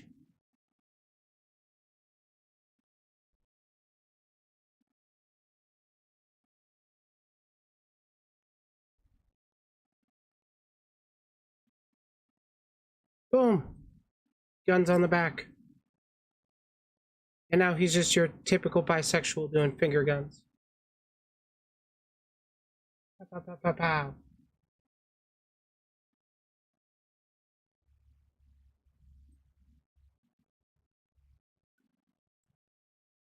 Alrighty.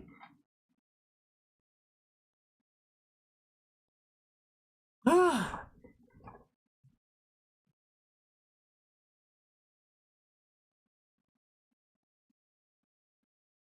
I love building these model kits.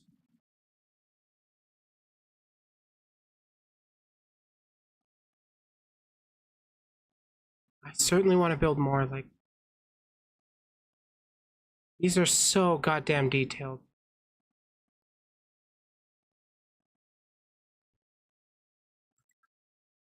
And like, they balance pretty well.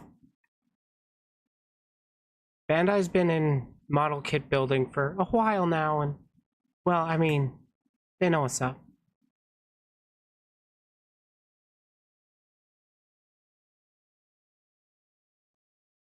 Now what kind of action pose should I give?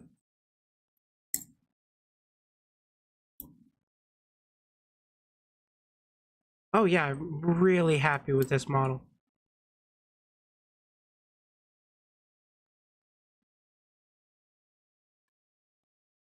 Is that as high a sidekick as I can do?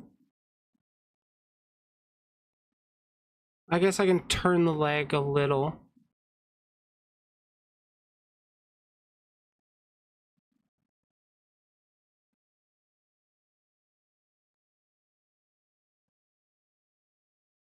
Come on. Don't prove me wrong.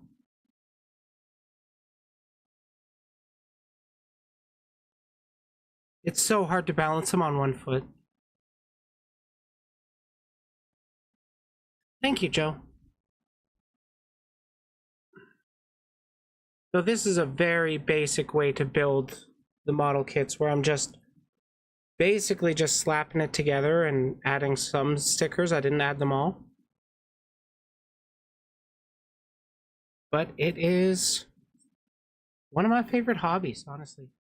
Hey, Seahorse, how you doing? I'm basically just wrapping up here.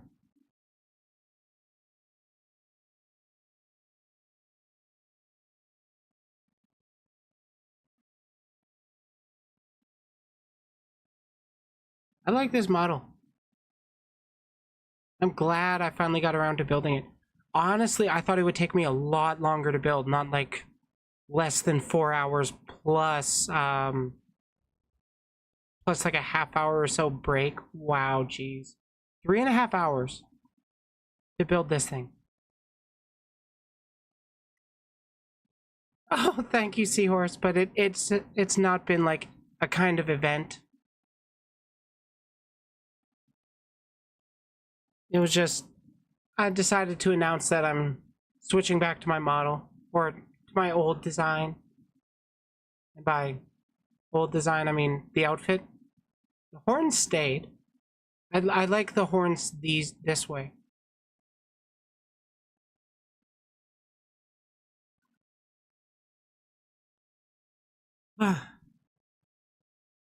Good times. I want to build more model kits. They're so much fun. But it's also hard to, like, you know, record the content that I kind of record while building a model kit. It gets a little trickier. You lose details. But hey, we got some recorded, right? I gotta figure out how much is actually recorded. One thing at a time? No. Everything all at once.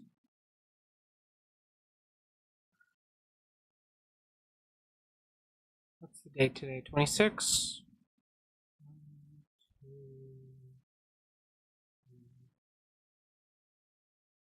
Okay, okay.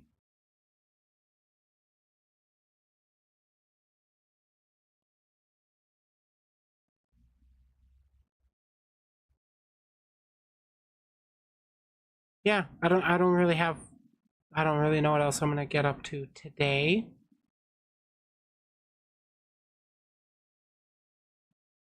I am pretty tired.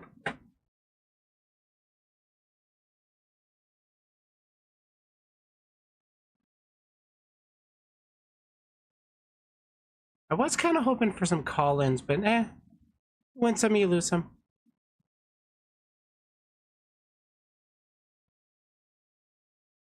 I might actually reach out to like one of them smaller debate channels, see if they can host me. I'll debate whatever. I don't care. It's fun. But like, let's be real. Who's going to take a VTuber debate lord seriously?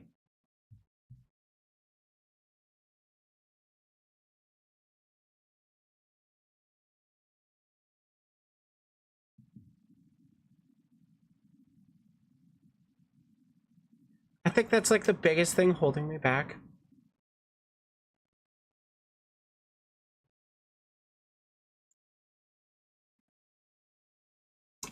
Joestar, you might know about these people. Do you know the Kill stream?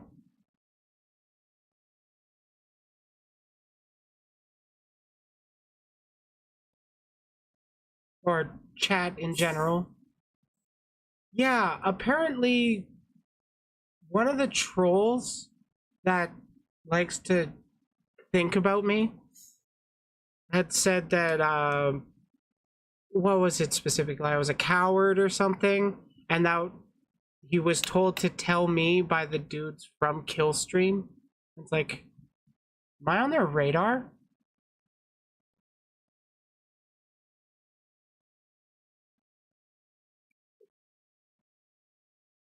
I know Dante's Rant Room does some debates. I might DM Dante, but I haven't been exactly a supporter of his.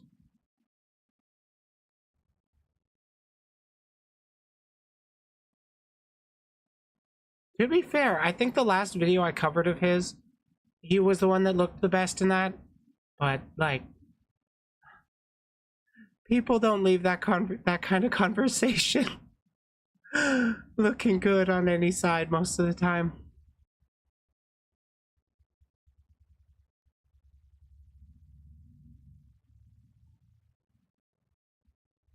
I know there has been some whatchamacalls it, debater VTubers.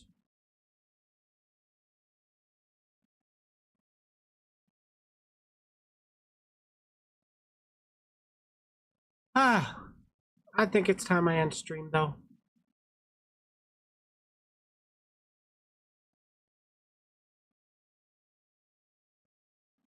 I might do another stream tomorrow, to be honest.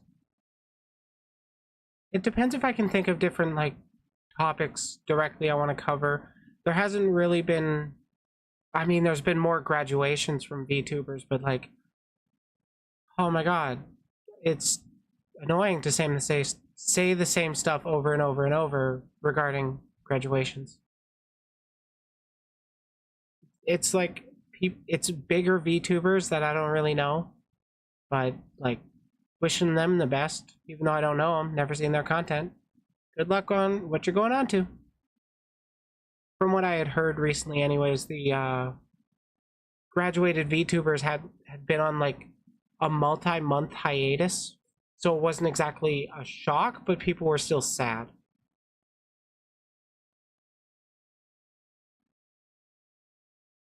You hope they don't have me on their radar? Why is that specific? Or why is that? Because, like, I imagine they're not the greatest people. I know one vtuber I like to listen to got tactical on their stream a while back.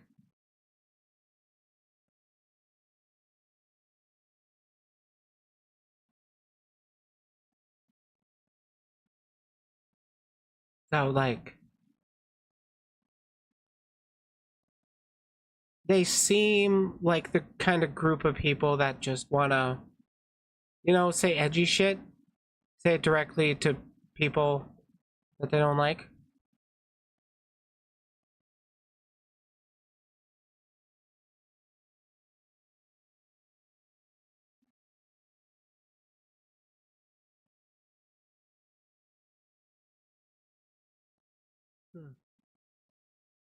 Just kind of feels cramped there.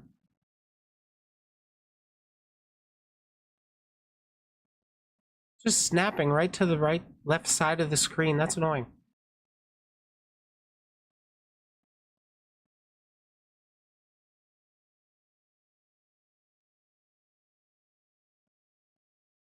Oh, I'm getting DMs.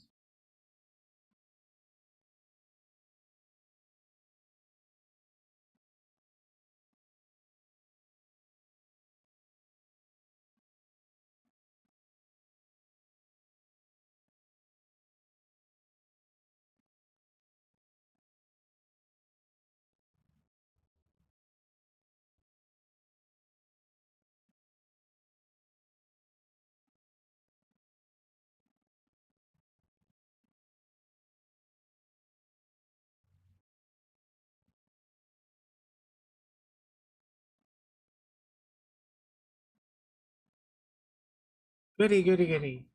Drama, drama, drama. Drama never stops.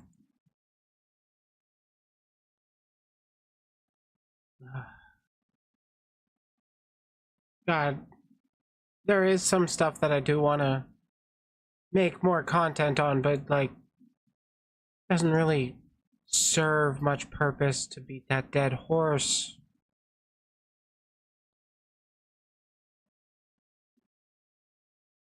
I do want to get more people on to just chat with them about VTubers and stuff.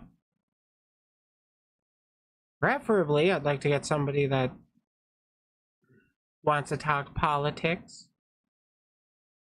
I have been poking around a little bit with shooting out an email or two to different creators. Some of them smaller, some of them bigger. Get Zeka on. Oh yeah, I really should. I don't think I've DM'd her. I know we're mutuals on Twitter. What kind of politics? I'm not too sure. I'm a libertarian socialist, I guess. That's the ideology that I align with the most, it seems. Given my understandings of the different political ideologies. I'm what you would call a rad left. Topics? I would be down to, like, honestly, I'd talk whatever topic. I'm cool with debating a lot of different things. I think I'm pretty grounded in what I believe. The problem with getting Zeka on personally is that goddamn time zone, because she's German. It would be way easier if I didn't have to work during the week, getting up at like 4 a.m. Someday. I have collabed with people from like Australia before, and that worked out. So it's possible. It's just tricky. I really dislike that trans existence even has to be a goddamn debate. But I mean, that's where we're at, isn't it? People are still denying the existence of us. Hell, I've seen one take that was fucking trans people will never be valid no matter how much science they put in their body. It's like, wow. What, is all the medical institutions too Jewish for you? Dude gave me like hardcore conspiracy vibes.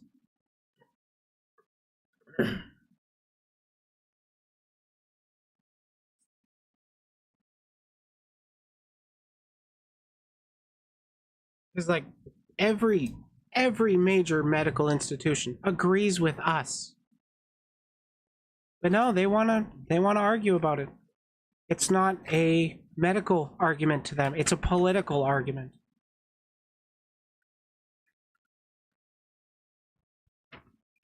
Ah, full duck.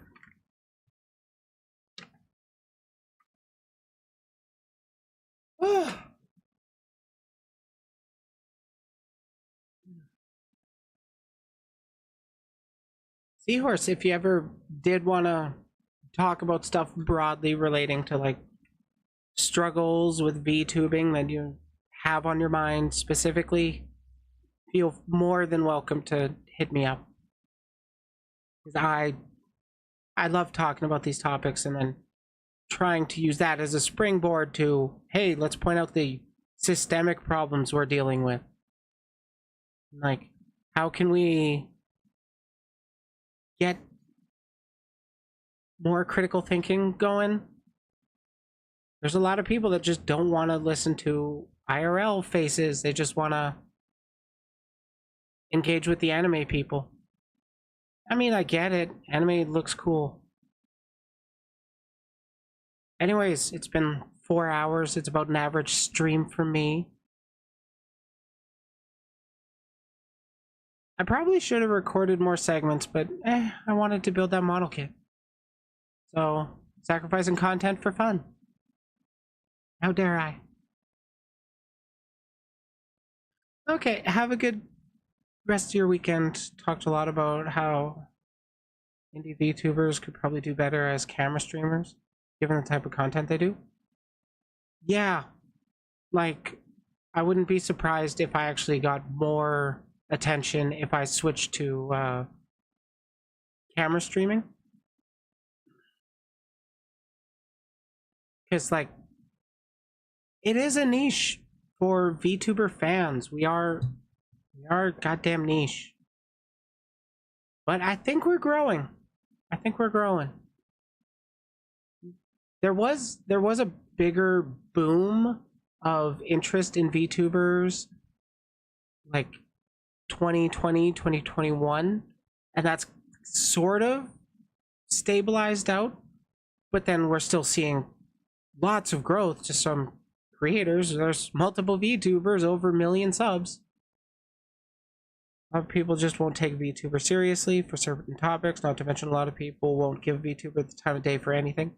Yeah, they think you're just anime nerd, not worth listening to. They push you in the box immediately and then just disregard everything you have to say. And I mean, people are going to do that to me anyways just because I'm trans.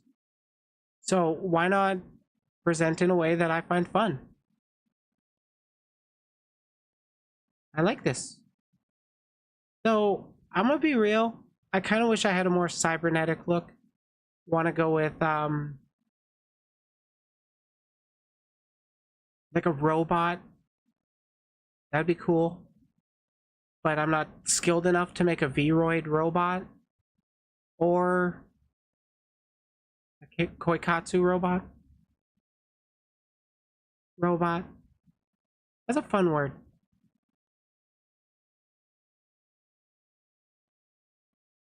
Ah.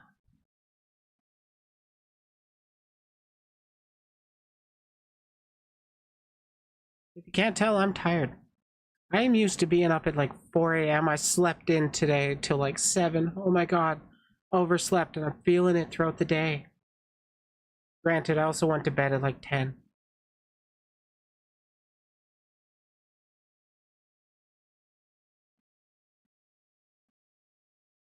Okay, thanks for tuning in, everybody.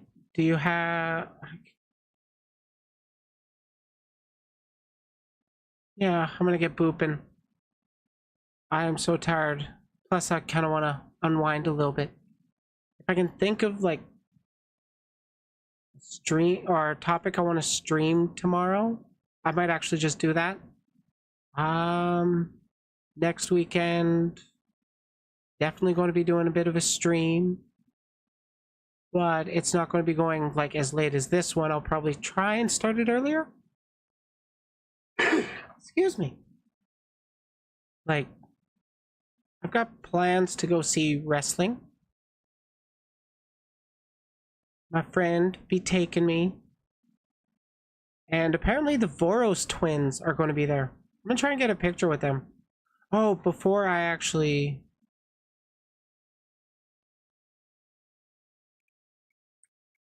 boop off, I want to show you guys. I'll just do a quick shout out to this small little TikTok creator.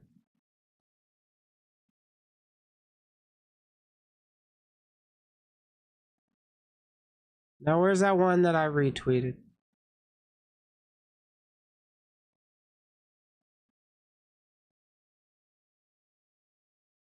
Thank God I'm not recording this for a segment.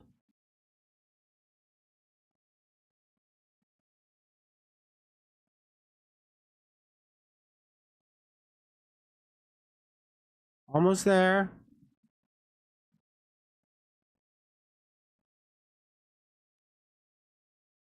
Come on. There it is. Pronoun? Okay. These two. These guys are wrestlers. They are what you call heels. They're the ones that get punched a lot and beaten up. They're the ones that you like to see get thrown around. But they're also the kind of people that you want to see do well as well. And, well, this 10-second video will tell you exactly why. It doesn't matter if your pronouns are he, him, she, her, they, them. At the end of the day, it's nice. It doesn't matter. And you can see why they got like a million followers on TikTok. On Twitter, they've only got, 265,000? Just only a little shout out to that tiny channel.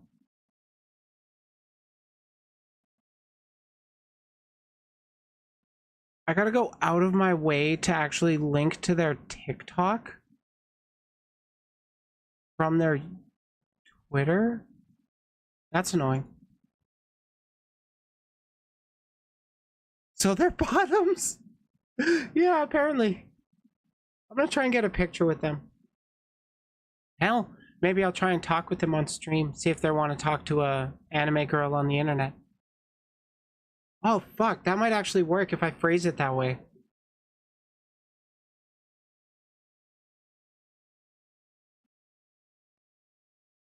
I mean, hey, they're also progressive leaning, at least.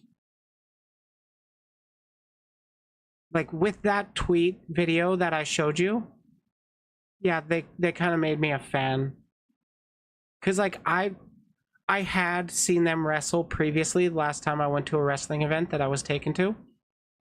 That was where I first heard of the Voros twins. And oh, it was fun watching them fight. Pretty sure they lost. That's life of the heel. Good times, good times. Now for the fourth and final time, I'm going to be ending stream. Thanks for tuning in, everybody. I am going to go decompress. Do you have a video of them wrestling? I can find one.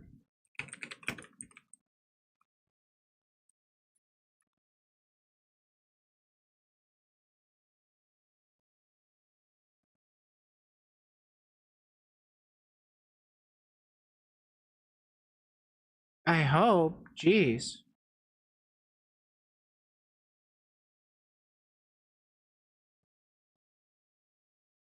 It's a vlog of them talking about it.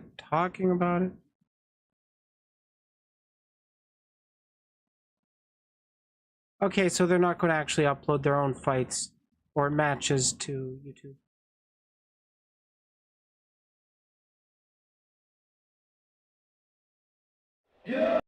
Okay. Let's go to... Maverick Age dies. The blonde ones. Most a félelem What hercege are you gonna veszi do? célkeresztbe az What are you egyik gonna do, vörös Goth ikret, man? aki időt kér, de mint tudjuk, a birkózásban ilyen nincsen. Viszont a Landis túlságosan sokat is vert, ezt mutatja most vörös is. How can people call this A fake? félelem hercege. For real. Like, that's the most honest reaction I've ever seen. Totally wasn't choreographed. Oh. But, I mean, yeah, they're lower end. Like, they're not WWE level wrestlers, but they're fun. They're entertaining to watch. And they just got such punchable faces. Nice thing is I like them too. And they can take a punch. The best kind of guy. I kid. Don't hit people. Unless they're a Nazi.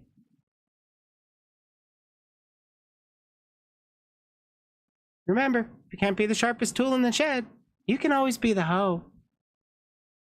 See you next time. Or you have prior consent. True. You can hit people if you have their consent. Because consent is what matters. I'm just waiting for... There. Now that that's caught up, and people know what I'm actually responding to. Take care, everybody. It's been a blast.